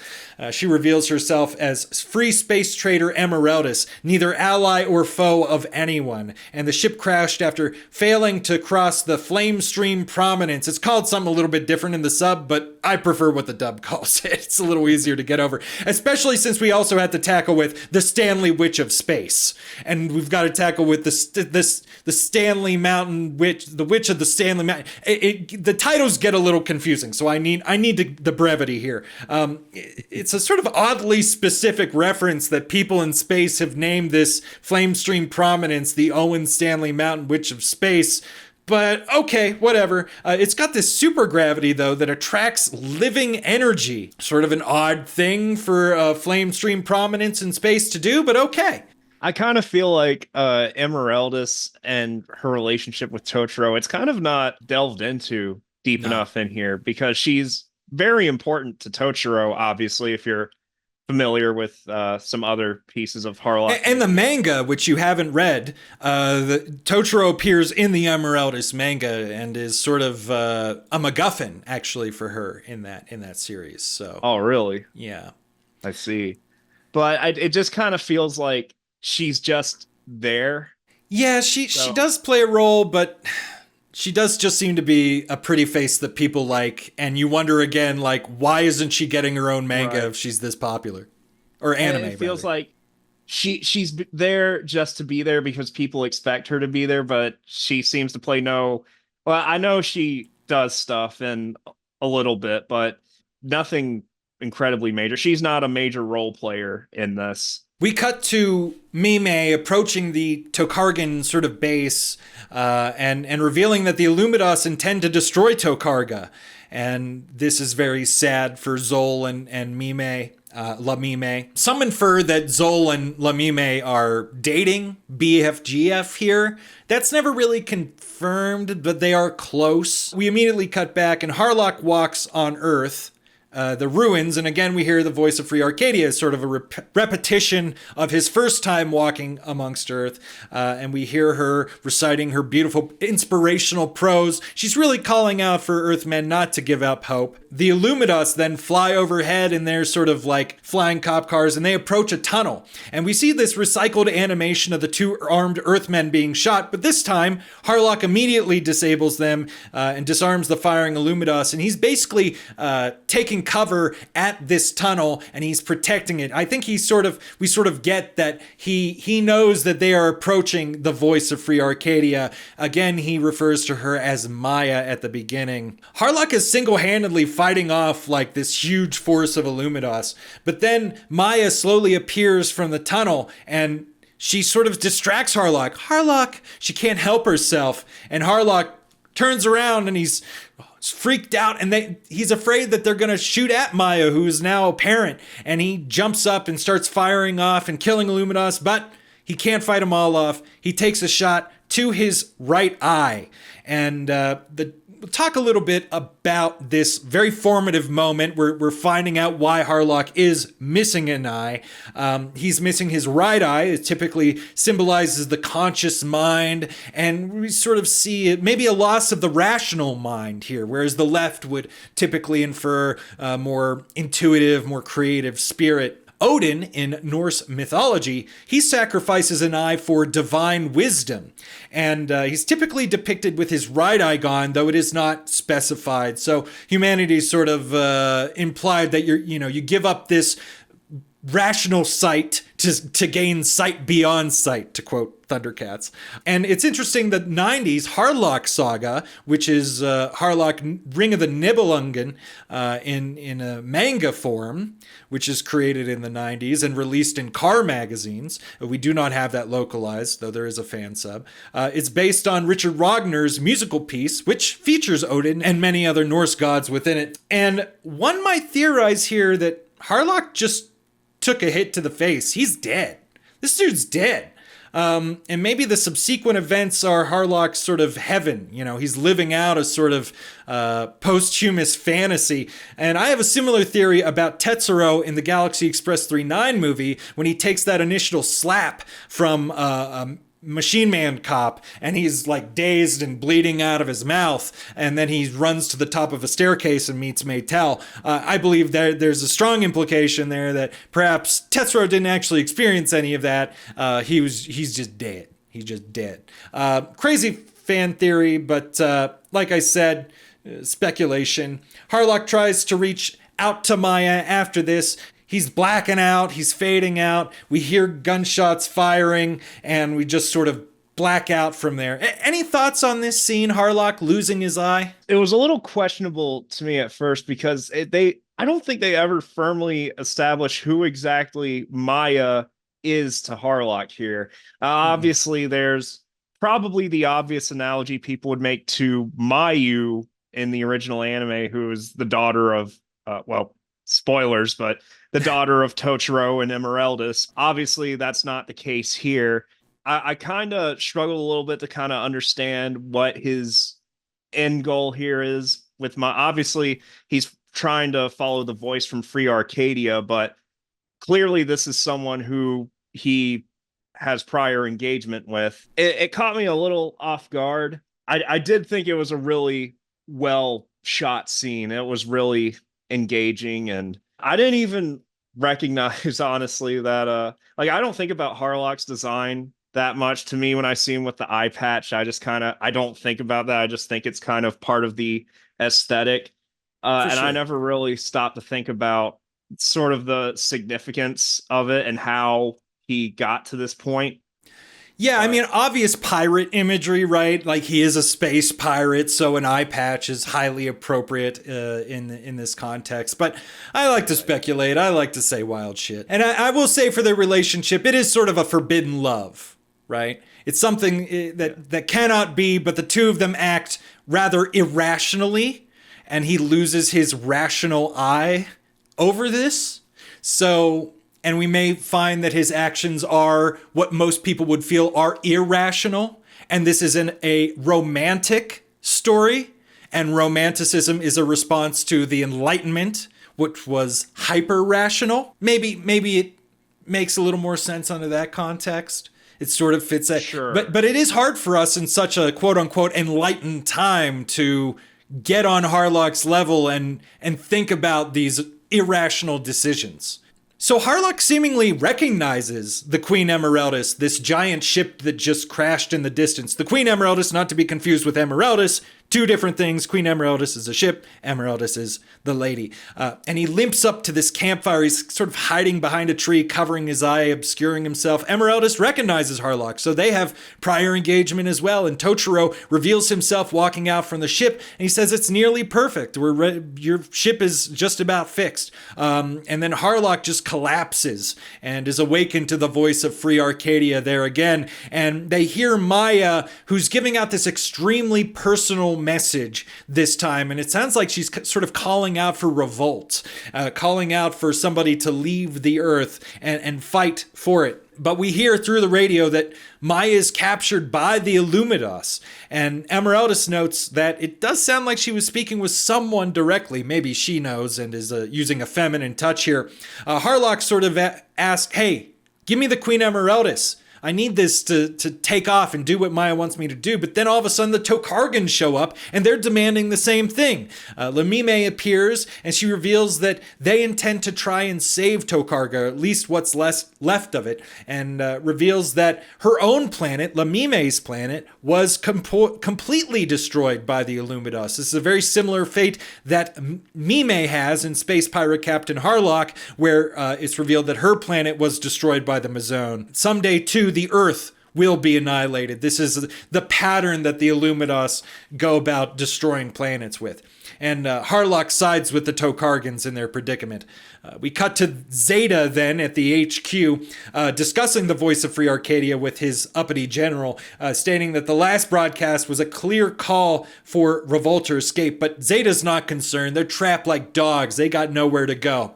Cutting back to the Queen Emeraldus, where Emeraldus then decides to offer a ship, but Totoro pipes up. He says, nah, you got this license. You'll lose it. You got to remain neutral in this situation so that you can, sort of act in that way. And I will say it's kind of unclear if she does really act in anyone's particular favor or stops being a privateer, if anything would have cost her license through this action. So maybe Totoro does protect her from that. But then he ultimately admits, hey, I've got my own ship. I've been building a ship. Harlock, you're the perfect captain. This is, ancestral DNA here. We can do this. And the Tokargans decide to only send Mime and an elderly representative with Totoro and Harlock to their planet. Zol will remain. He laments his family's suffering under the Illumidos occupation and begs Totoro at his feet. And Totoro weeps in response, yes, we'll do this for you. And Emeraldus presents everybody with a little bit of booze, and they all cheer Garam, which again is used in Space Pirate Captain Harlock. This toast is said to mean, specifically here, there will be happiness in the paths of we blood comrades. Basically, we're blood partners, and we're gonna get happy on this trip. There's not a lot of happiness for a while, though, on this path. The next day, we wake seemingly to the Earthmen, decide they're responding to Maya's message, and they revolt en masse against the Illumidos. In this chaos of this, the Queen Emeraldus launches with a forked stick holding both a Tokargan helmet and that wide brim hat of Totoro. And this is sort of a reference to the battlefield cross. It's sort of an alternative mark, an alternative gravestone for a fallen soldier that consists of an army helmet on top of a gun between a couple of boots. And this imagery is used in the Space Pirate Captain Harlock, the manga, if not the anime as well. But Totoro's not dead yet, and Harlock, Totoro, Mime, and the Tokargans all run off for the hiding spot of Totoro's ship while the Earthmen are revolting. And Maya, then we cut to, is instructing this resistance force soldier to take this suitcase topped with a rose to Harlock. The Illumidos launch ships to intercept the Queen Emeraldus, who I guess we can assume later is effective. But the Earth resistance soldiers deliver the suitcase to Harlock, who then descend into the Earth with the new crew into a secret tunnel system. And we cut to Maya lamenting her physical weakness. She's about to die. She needs to see Harlock launching off. So she somehow just sort of knows that that's going to happen. Maybe she got some reconnaissance from the Earth resistance that met with Harlock. Totoro reveals the ship and its name, Arcadia of My Youth. And Harlock opens the suitcase, revealing a very stylish new black outfit, like we said, designed by Kazo Kamatsaara, marked with a skull and crossbones, as well as a giant flag bearing the same. Zeta and his generals say that the armed revolt has just been put down. We cut to them that Harlock still is undiscovered. Zeta is still unworried. He's a bit cocky there. They're trapped like dogs, but he's soon disrupted by the earth shaking, and this is revealed to be the Arcadia taking off from underground right underneath the headquarters. Totoro is that baller that he's been building a giant spaceship right underneath their headquarters, which is incredibly badass. It crashes up through the runways near the HQ. soon after that takeoff, the Illumidas reveal quickly to the crew members of the Arcadia that Maya and Emeraldus have been captured. They are on crosses, and they will be shot at dawn. I think it is very well executed. Yeah, I think from this point on in the movie, everything kind of goes on the up and up. I did find a lot of humor in Totoro somehow being able to keep this a secret from everyone on Earth this whole time, pretending to be a beggar on the surface and down below just slaving away on this Arcadia, or Alcadia as they'll call it in the dub. Alucadia, yeah, okay. It is such a great moment seeing it finally take flight. Yes, the full vindication of Totoro in this moment, and the unsuspecting beggar is actually a maniacal mechanical genius. Yes. It almost seems like he's forgotten about it until last second, because they're sort of weighing their options with Queen Emeraldus, and then it's like he forgot about it. And he's like, wait a minute, I've been building my own ship. Maya and Emeraldus they're going to be executed. The crew is... they want to do something. Totoro's like, Captain Harlock, please, we have to do something. And Matsumoto himself says that Totoro is sort of his window into the story. And Matsumoto himself is almost thinking, why aren't we doing anything? But Harlock is stoic and knows that he can't go back right now. They have to take care of this situation on Tokarga. It's revealed then as this execution approached that Earthmen are going to be carrying it out. And that's very disturbing to the other Earthmen who were onlookers. Like I said, the crew don't interfere, and Trider and then that uppity Illuminous general claim that they're cowards for doing nothing, but Emeraldus protests and calls the Illuminous pathetic aliens. And the uppity general comes up and really slaps the shit out of Emeraldus, and we cut to the Earth observers, who are further perturbed by this situation. The Tokargans then, right before the shot is fired, the Tokargans storm in and lead their own revolt, led by Zol. And the Earthmen follow suit and take up guns of their own and attack the Illumidas and distract the situation. Emeraldus and Maya are freed, but are soon shot by the Illumidas general. Maya seems to be almost mortally wounded, and Emeraldus gets her iconic facial scar that she shares with Captain Harlock. Zol looks to take revenge on the shooter, but he's popped in the back by Trider. So we see that these two have made themselves clear enemies and have acted very cowardly. Harlock turns off the observation feed and says, raise our flag. There's obviously been a lot of death there. He doesn't seem to fully comprehend the situation. They raise that big black flag, skull and crossbones that Maya made, and plot a course for Tokarga. It's very tense, I will say. When the first time I watched through it, I was kind of on the edge of my seat, like, oh, what's going to happen? But of course, it makes you think differently about Zeta, seeing how he's a little reluctant to carry all of this out, and his underlings, so to speak, are kind of working against his wishes, and somewhat they'll pay the price for it in the end. Yeah, he does say, a price will be paid for this. And at first you think maybe he's talking about Harlock and crew, but maybe you're right. Maybe he's talking about Trider and the uppity general, thinking to himself, I'm being undermined at every turn here. Every time I'm right about Earthmen revolting, they come in and say or do something else. And maybe taking up a little bit of that, getting a whiff of honor that he hasn't smelled in the Illumidas force for some time. So Zeta may be starting to turn a corner here, even though his dialogue betrays that. Cut to Emeraldus awakening alongside Maya, who is observing a moth drawn to the light, sort of beating itself maybe to death against this ceiling light. And this is symbolizing the moth to a flame, this forbidden attraction that destroys.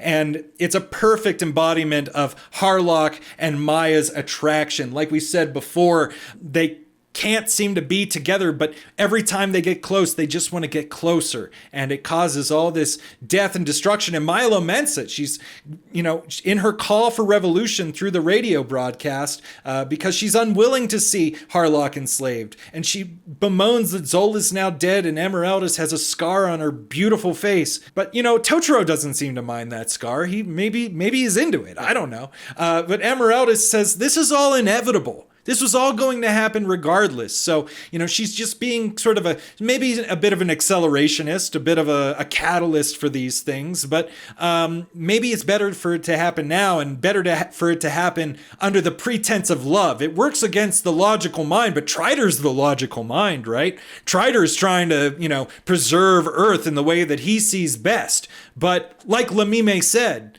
the Earth is doomed under the Illumidas rule, and Trider just can't see that. And we find out that the Illumidas are sending reinforcements to Earth to assist against this Harlock rebellion that they found out. Zeta bemoans the decision. He's just like, it's just one ship. And that sort of echoes Dessler in Space Battleship Yamato, who's often dismissing the Yamato. But he urges his general to think of a way to handle Harlock once he returns. Maybe not the best idea to give that general this responsibility at this point after you've seen what that uppity general does at every turn, kind of blows up in his face. But Zeta seems to be at a loss. He doesn't know how to be an Illumidas anymore. We see the Arcadia approach Tokarga, which has been nearly destroyed. Again, we see sort of a reference to Space Battleship Yamato, the Tokargan planet sort of resembling Earth and its red, blown out form. And Harlock, the elderly Tokargan, and Lamime scout the planet for survivors. They sort of dogfight these insectoid drones and then land. The Tokargan comes up against his giant battleship, but at the last minute he's saved by a small resistance force of Tokargan men who come by with rocket launchers, and he's extremely happy to meet some Tokargan survivors. They're all male, to be noted, and Harlock, who's with Lamime on a different side of the planet, he's bemoaning the futility of finding Zol's brothers and sisters, but he's interrupted by Tori-san, who's parroting the cries of Zol's brothers and sisters. Brother Zol! Brother Zol! Crushed in the rubble, the dead brothers of Zol. And then eventually we find Mira, who is murmuring endlessly about Brother Zol, basically half crushed under some debris. This small girl who looks like the small girl from Endless Orbit SSX. She looks a little bit less like Mayu in Space Pirate Captain Harlock. But they retrieve this little girl, sort of noting this is the only Tokargan female we've seen so far. Totoro announces that he's discovered a supergravitic planet destruction bomb, which is an extremely anime name for a bomb, and it's about to blow up, and the crew return with the living Tokargans to the ship and leave as it's being destroyed. How do you feel about the Tokargan planet scene? I don't want to say it fully took me by surprise on my initial viewing a couple years ago. There was a bit of build up to it. It seemed like there was still some hope left when the Tokargans on Earth learned of the impending doom that the planet was about to face. So I was kind of under the impression that by the time the Arcadia would get there, it would still be teeming with some life, and they would be able to somewhat stop the fate that was coming for the planet. But, they arrive and things are already kind of fucked up on Tokarga. That was an initial shock to me. I kind of thought things would be less dire. For the fact that that's the route the story decided to go through. I don't want to say it completely surprised me because it's on brand for this movie, but it was kind of a shame that that justice couldn't exactly be served out. We are in a Leijiverse property, so there is bound to be some heavy tragedy and some things that are past gone. It's too late in many instances that we'll find here. But it's through that final effort that we see maybe a true hope arise. They did really want to hammer home that the Tokargans seem to be a bit of a doomed race here. And we're about to see a bit of hope perhaps flicker out. The Arcadia escapes the Tokargan planet just as it blows up, so they no longer have a home, and the Arcadia now must pass the Owen Stanley Witch of Space, the Flame Stream Prominence, to return to Earth without being intercepted by those Illumidas reinforcements we referenced earlier. And the ship is really struggling against this supergravity. The witches be cackling, and that'll make a man nuts. And it's basically just Harlock and Totoro manning the Arcadia, trying to figure this out, but they can't seem to do it. They can't get over it. And meanwhile, the rest of the crew is watching Zol's sister Mira just die. She's basically, I'm sorry, I held out as long as I can, and she breathed her last breath, so that's hopeless then. And the elder Tokargan sort of gathers the remaining aliens, and he laments, like, we're extinct. This is over. She was the final female. She was the only thing that was going to help us repopulate the Tokargans. I guess cloning is against the Tokargan religion, or doesn't exist in this world. But they're like, nah, we can't do it. We cut to back to the control room, and Arcadia is finally gaining the ability to escape this super gravity. That witch is pissed, and she's screaming her head off. She's not happy that the Arcadia is escaping. You know, they seem to be celebrating for a moment. They're having a bit of a victory. Harlock sits down and breathes out a sigh of relief, but Lamime just enters scene holding the corpse of a little girl, and she's not just done spoiling the mood with that. She goes, she's not the only one who died. And Totoro and Harlock run to a hatch of the ship where they see it's been opened. And it turns out that the Tokargans, recognizing this implied futility, have all thrown themselves out into space, recognizing that the supergravity of the Flamestream Prominence attracts life force. So they were literally bringing Harlock and Totoro down. So they decided to peace out as their lives apparently had no more meaning. And this actually ends the real ending of the Witch of Stanley Battlefield manga, where originally, instead of it being this ship being piloted by an explorer exercising a fetish, getting over these mountains, it's a ship full of World War II soldiers who had just escaped a battle and were heading in that direction, needed to get over that mountain range. And the ship was heavy. The pilot is struggling to get over this mountain range, and he finally does so, but when he turns around, he finds that the rest of his comrades have thrown themselves out of the ship onto the Owen Stanley Mountains, making them prey to this witch. Full circle. We find out that this movie does have a lot to do with this Arcadia of My Youth manga, and they've adapted that part of the story, cut things up. When I originally watched this without knowing that about the manga, I found it to be sort of disconcerting and all over the place, and like, why are all these things happening? But you kind of have to know your Leijiverse history to get the most benefit out of this movie. And hopefully that's what this podcast is doing. How'd you feel about that sequence, FumeiCom? First of all, I would agree with what you just said there. I feel like, because I'm not as well versed into the Leijiverse, so while I did enjoy this movie, I feel like this is definitely worth a revisit after I sort of delve deeper into it myself. But regarding this particular sequence, I feel like there was definitely some whiplash there. I'm not exactly sure how we were supposed to feel, because, you know, they overcome the Stanley Witch of Space, but you can't really feel like it's a triumph considering the tragedy happening from within the Arcadia of the passing of Mira and those Tokargan soldiers sort of deleting themselves. It's a bit of an emotional whiplash, so to speak. You kind of feel satisfied that they were able to overcome this obstacle that's been foreshadowed since the beginning of the film, but it's very bittersweet. Yeah, it kind of feels like, well, one, how do the Tokargans know about, I guess they live closer to the Flamestream Prominence. Everybody knows about the Owen Stanley Mountain Witch Space. It's no big deal. She's popular. Really, since the bar fight, we haven't had a strong victory.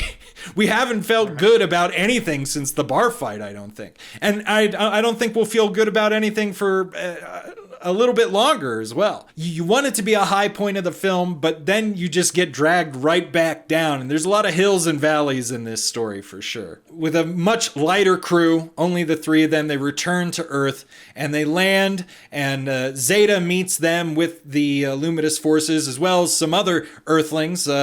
Maya calls out for the Earthlings to meet them there. Let us go to the desert bearing flowers. Zeta leading up to this demands that they do not harm the Arcadia as it approaches. He laments he can't shoot down someone returning to Earth. This place fucking sucks, bro. Emeraldus then also urges Maya that they will go with Harlock when it returns. A bit of wishful thinking, we'll find out here soon.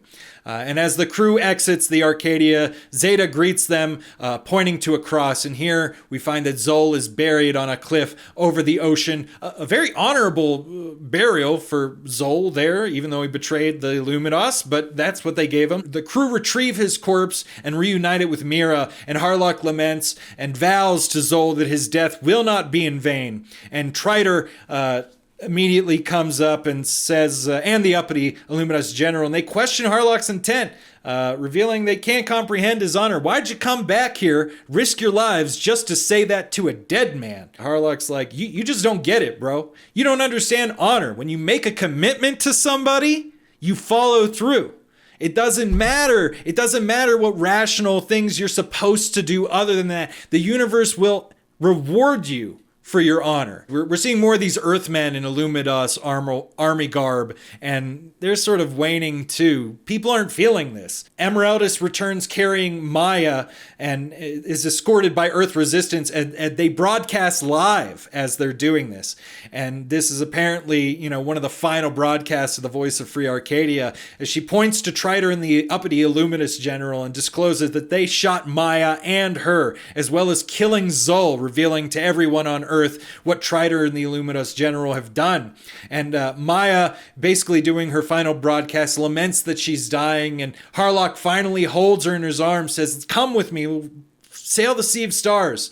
But Maya dies in Harlock's arms, and Totoro makes a speech declaring Maya dead. Harlock then urges the Earthmen around him to join on the Arcadia, and two men join and swear allegiance that the Sea of Stars will be their home, because Triter has said that the Earth can't handle you, Harlock. Our plans are to cooperate with the Illumidos, and you do nothing but rebel. So we have to exile you. And these men have joined in that exile, and that leads several more men to join in.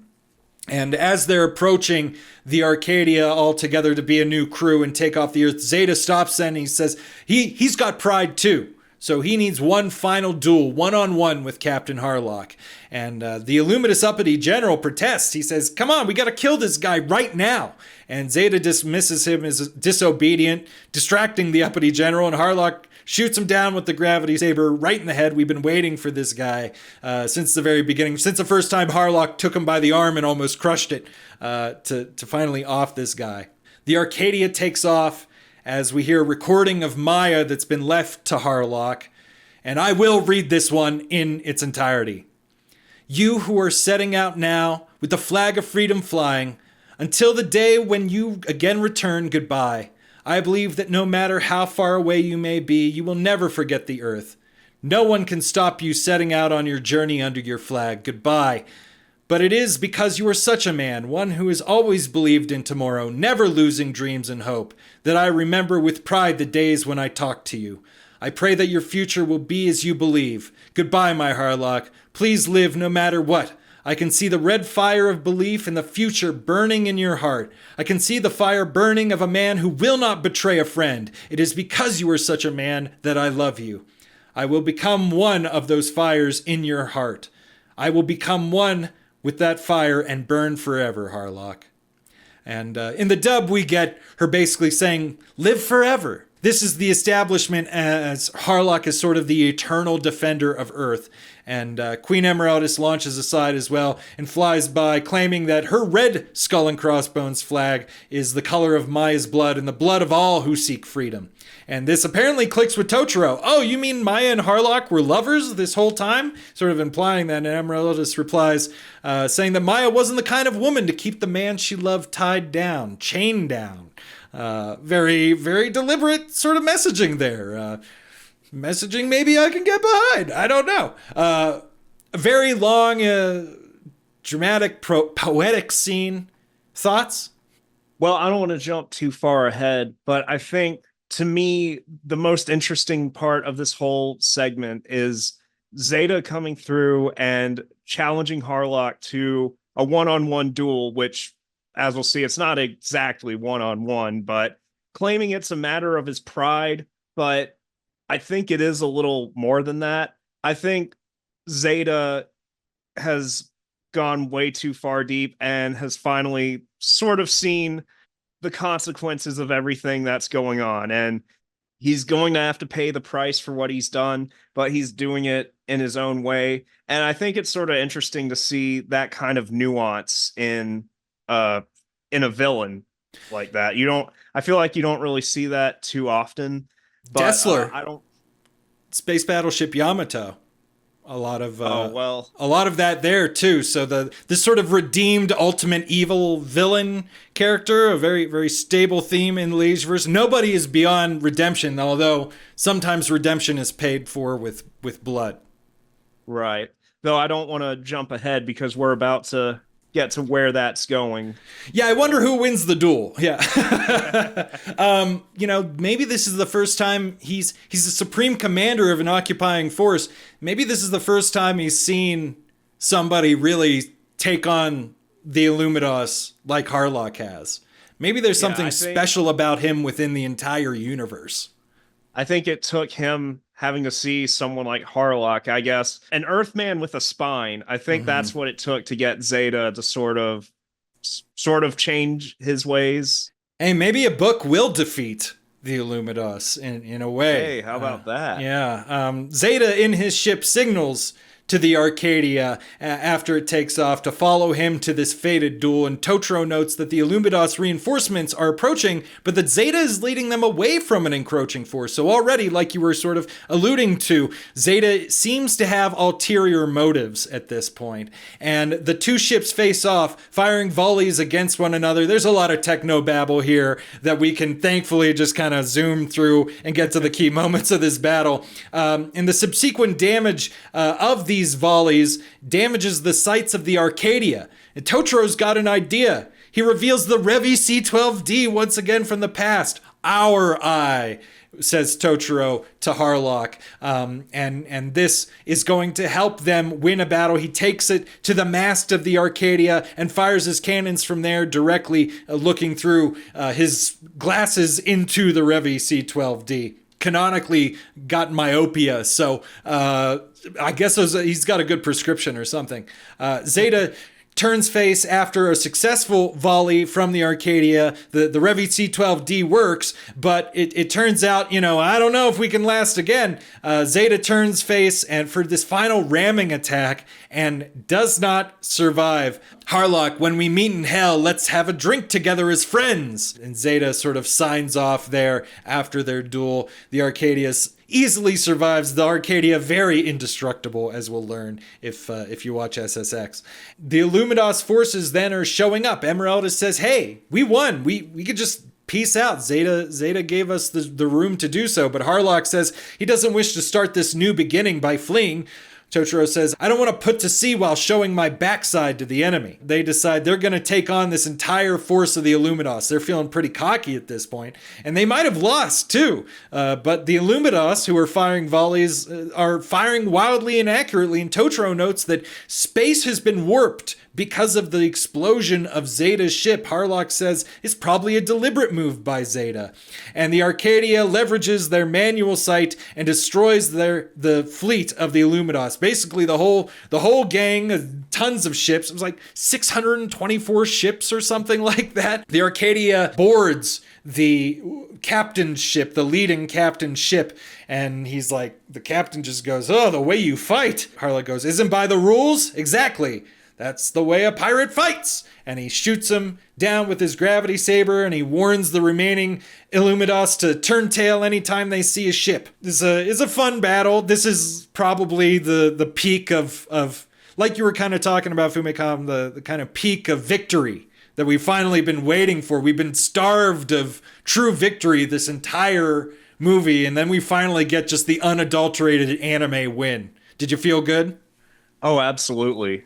It definitely satisfied my craving for victory. The Arcadia then has another somber moment. We're brought back down, of course. We have to remember that there's a price for this kind of victory. And they send Zolmir and Maya's casket out to burial at Sea of Stars. Harlock says to Maya's corpse, "At the faraway point where the rings of time come together, we shall meet again." And like I alluded to at the beginning, the Ring of Time is a mechanism used in the Leijiverse. It's a repetition of ancestral characters and vaguely related stories. Like we said, with the Battlefield manga, the ancestral DNA has been established here in one continuity, but it exists in multiple differing continuities all throughout the Leijiverse, but all apparently brought together under the Rings of Time. Now, the Ring of Time is sort of a riff on Osamu Tezuka's star system, where it was basically just an excuse to repeat character designs. Tezuka saw it more as the ability to kind of use stars, and he had a lot of sci-fi. It was a pun, of course, but it was more like movie stars that he used again and again. And Matsumoto takes that concept and sort of concretizes it and makes it work in this functional view of the universe. Harlock proclaims, finally, near finally, "We will not pray for anything, nor will we seek help from anyone. Never again will we fight under another's flag. We will keep on fighting only for what we believe in, under our flag, as long as we live, under my flag."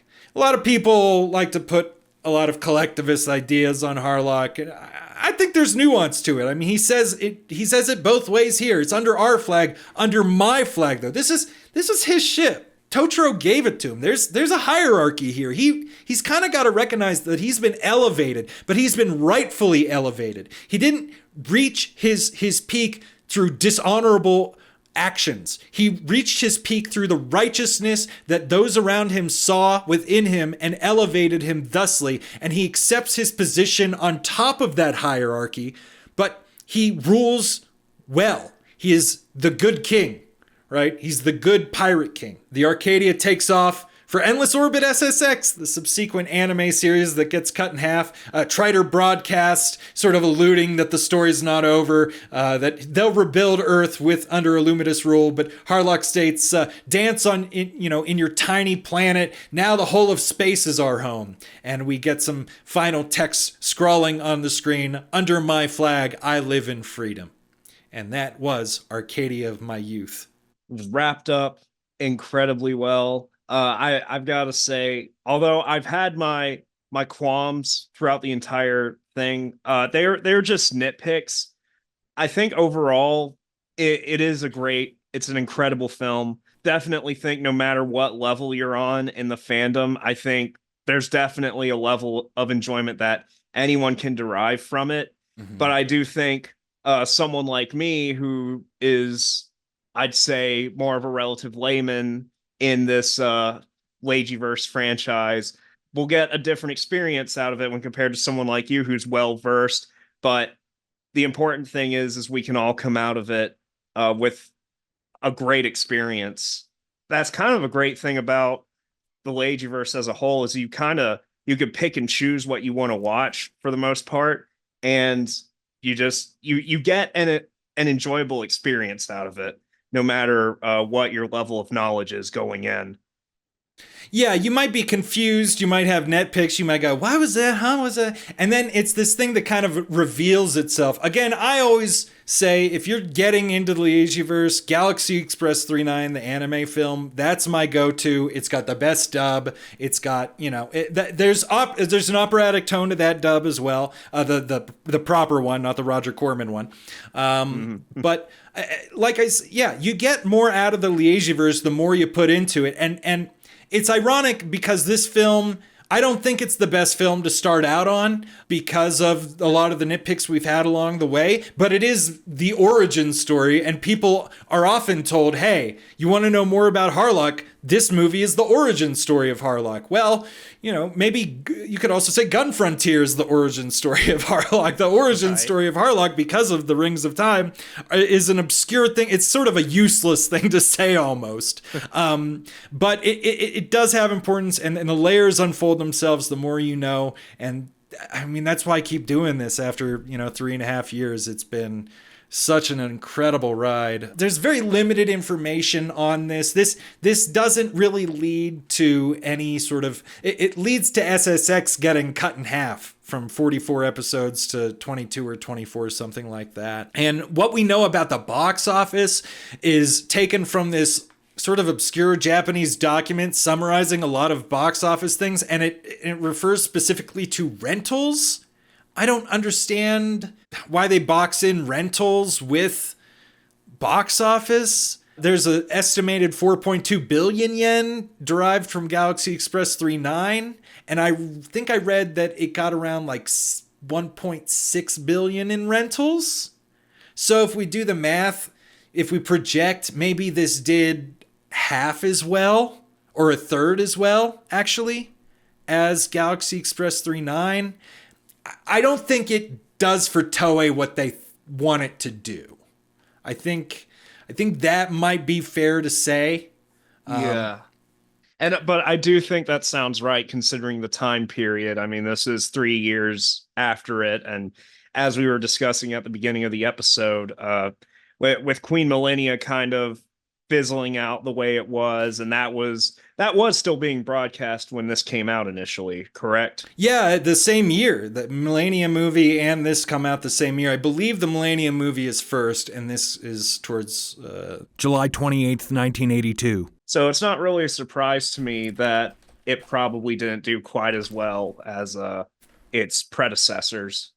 But it doesn't sound like it did too shabby either. It's much clearer with the ratings of SSX that, the Leijiverse ship has sort of sailed, and this is a very bittersweet movie. It's looked back on extremely fondly, but at the time it was going up against very changing attitudes. The teenage audience had become more cynical. The child audience had become maybe a little bit more comedic.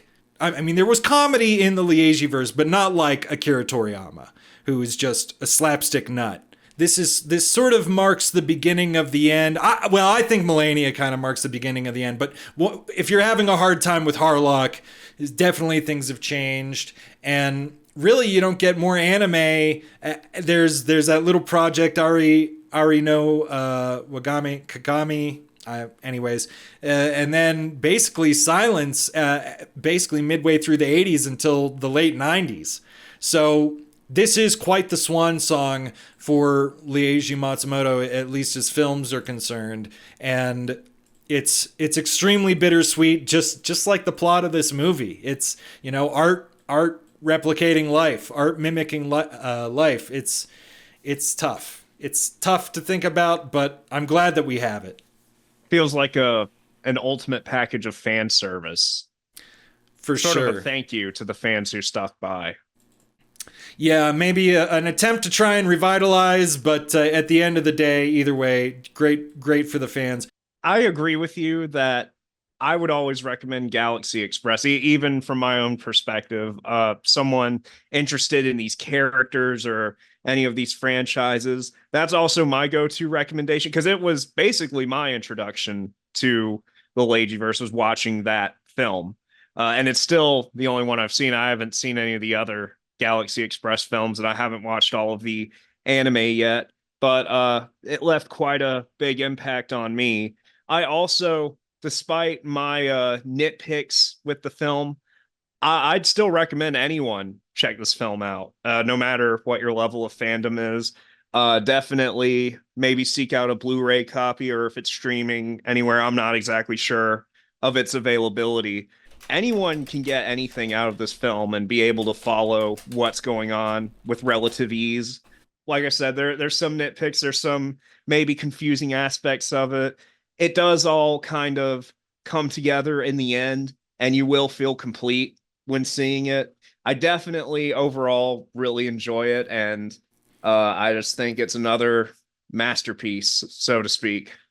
Yeah, to follow up on some things you said, I mean, a feeling of completeness, it does end up becoming rarer and rarer these days as series are drawn out forever and animes are always on cliffhangers, and it's hard, and that's the kind of the neat thing the Leijiverse system does, is that it can tell a complete story, but leave it open enough that there's something else to talk about later on down the road.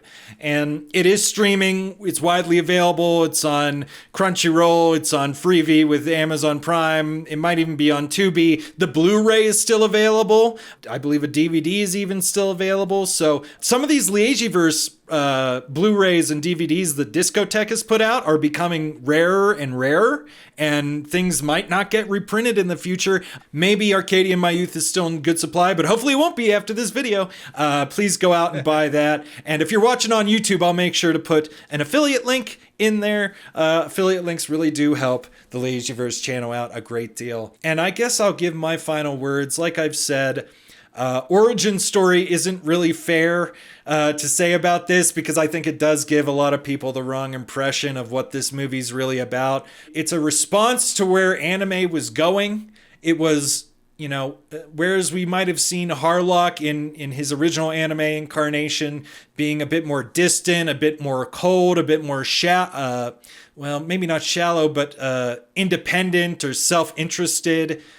We see in this movie why Harlock is the way he is, and I believe that Matsumoto always had these thoughts of Harlock's origin in his mind. And when you do get a flashback of Harlock in Space Pirate Captain Harlock, we see him with Tochiro and Emeraldus and his friends, and he's got a deep love for his friends. He doesn't end up that way, so cynical, just, you know, right off the bat. And we see him come off of, in this movie, tragedy after tragedy after tragedy, and still at the end of the day, talking about his hope for the future. Harlock is not a hopeless character. He's not a completely self-interested character, but he understands the importance of self. He understands the importance of freedom, and the complicated navigation of these concepts. You know, it's not something that you can ever take lightly. He's sort of wrestling with God and his determination and his obligations and his loves and his passions. They're all coming together in this heated movie, in this representation. And for all of its sort of disconcerting elements, or, you know, plot holes or things that don't make sense, what makes the most sense is that pure intent that we get straight from Harlock's heart. And I'm thankful that we have this. Again, I'm thankful to the master Leiji Matsumoto for all the work he put in on this earth while he was still with us. We're almost at the 1-year anniversary of Matsumoto's passing, and it's just so incredibly important that we look back and appreciate somebody who made this character that informs so much of anime. Every one of your favorite shonen male protagonists, they got a little bit of Harlock in them somewhere. Their response, even if it's the opposite, they're talking about it, you know. And I think it's important to recognize where it came from. And if you know a bit about the Leijiverse and you haven't watched this movie yet, get to it. That's what I gotta say. This next part of the video features me answering questions live on Twitch during the original recording of this podcast episode. Head over to twitch.tv/CPT Hardluck to make sure you don't miss the next live recording of the Free Arcadia podcast. Let's take a look at the chat. I will finally gratify y'all. I appreciate everybody that stuck by. I know these are long hauls. Was Leiji Matsumoto influenced by American comics by the GI or during his time in Paris? He didn't spend time in Paris as a kid. I think that was a mistranslation from an interview where it sounds like he's talking about that. But yes, I would say he's heavily influenced by them. And there's actually a comic book called Black Terror that features a superhero called Black Terror who wears an outfit that is extremely similar to Harlock's outfit in this movie. So definitely look at Black Terror. We actually posted about it on the Leijiverse Facebook page, which has recently reached 8,000 followers, 7,000 likes. Actually, on the front of one of the Black Terror are like a bunch of Japanese soldiers being run over by a tank quite gruesomely. So I can imagine if you saw that as a kid, that would stick out to you. Toei loves that Diverek piece. Guy King and One Piece use it too. Very interesting. I don't know when Guy King comes out. I think Guy King comes out well before this, but possibly Oda showing some love to this movie as well. But yeah, they've definitely used it. Gundam and Macross were establishing themselves, yes. Macross, I would argue, Vintage has a more optimistic tone than Gundam. Macross loves its source material and Gundam hates it. That's how I feel about that dichotomy. What do I mean, Gundam source material? I mean that Amuro Ray getting slapped in the face is a direct reference to Susumu Kodai and Daiba getting slapped in the face by Okita and Captain Harlock, specifically. And Tamino is saying that's bad, and whereas in the Leijiverse properties, it's good. It's good when a little kid gets slapped in the face for being a little shitty little kid. So even if they've got to fight a war, but it's time to fight the war, it's what you got to do. So that's what I would say about that. But I don't know if anybody gets slapped in Macross. Yeah, I've never seen. Actually, I think so. Yeah, I think so. You think somebody gets slapped in the face? Yeah, I think it's a little bit more optimistic than Gundam from what I understand about it. Thanks everybody once again for watching the Free Arcadia podcast. FumeiCom, it has been wonderful to have you alongside me again for this beautiful adventure through Arcadia of My Youth. Anything you'd like to tell the audience about? It's been an honor being on here. Like I've said before, I've enjoyed going through this journey myself. It's the start of a new year. I'm comfortable in saying 2024 will be the year of FumeiCom. So awesome.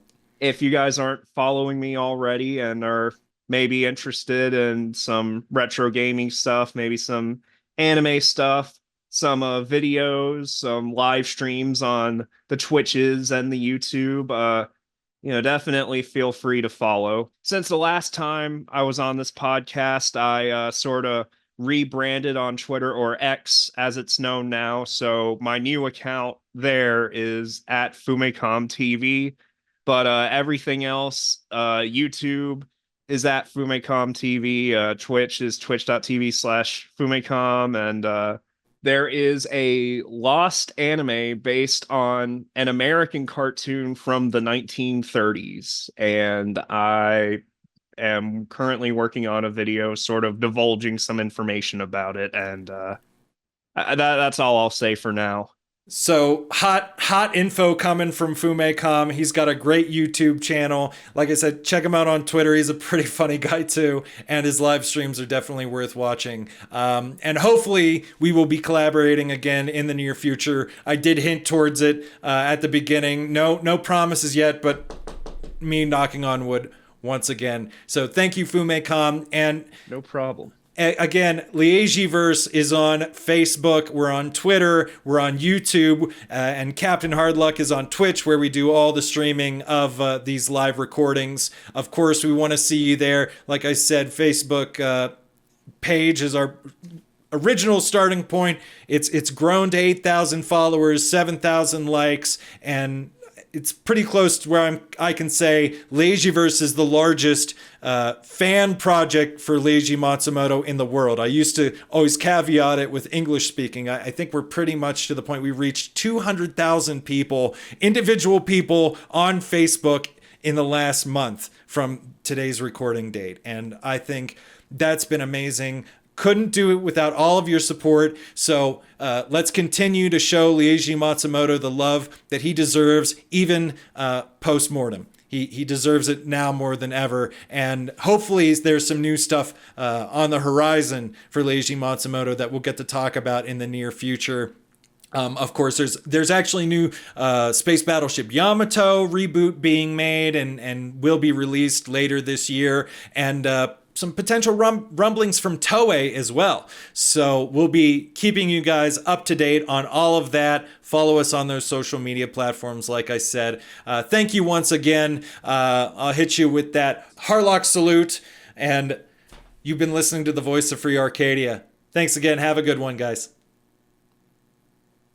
You want to say goodbye?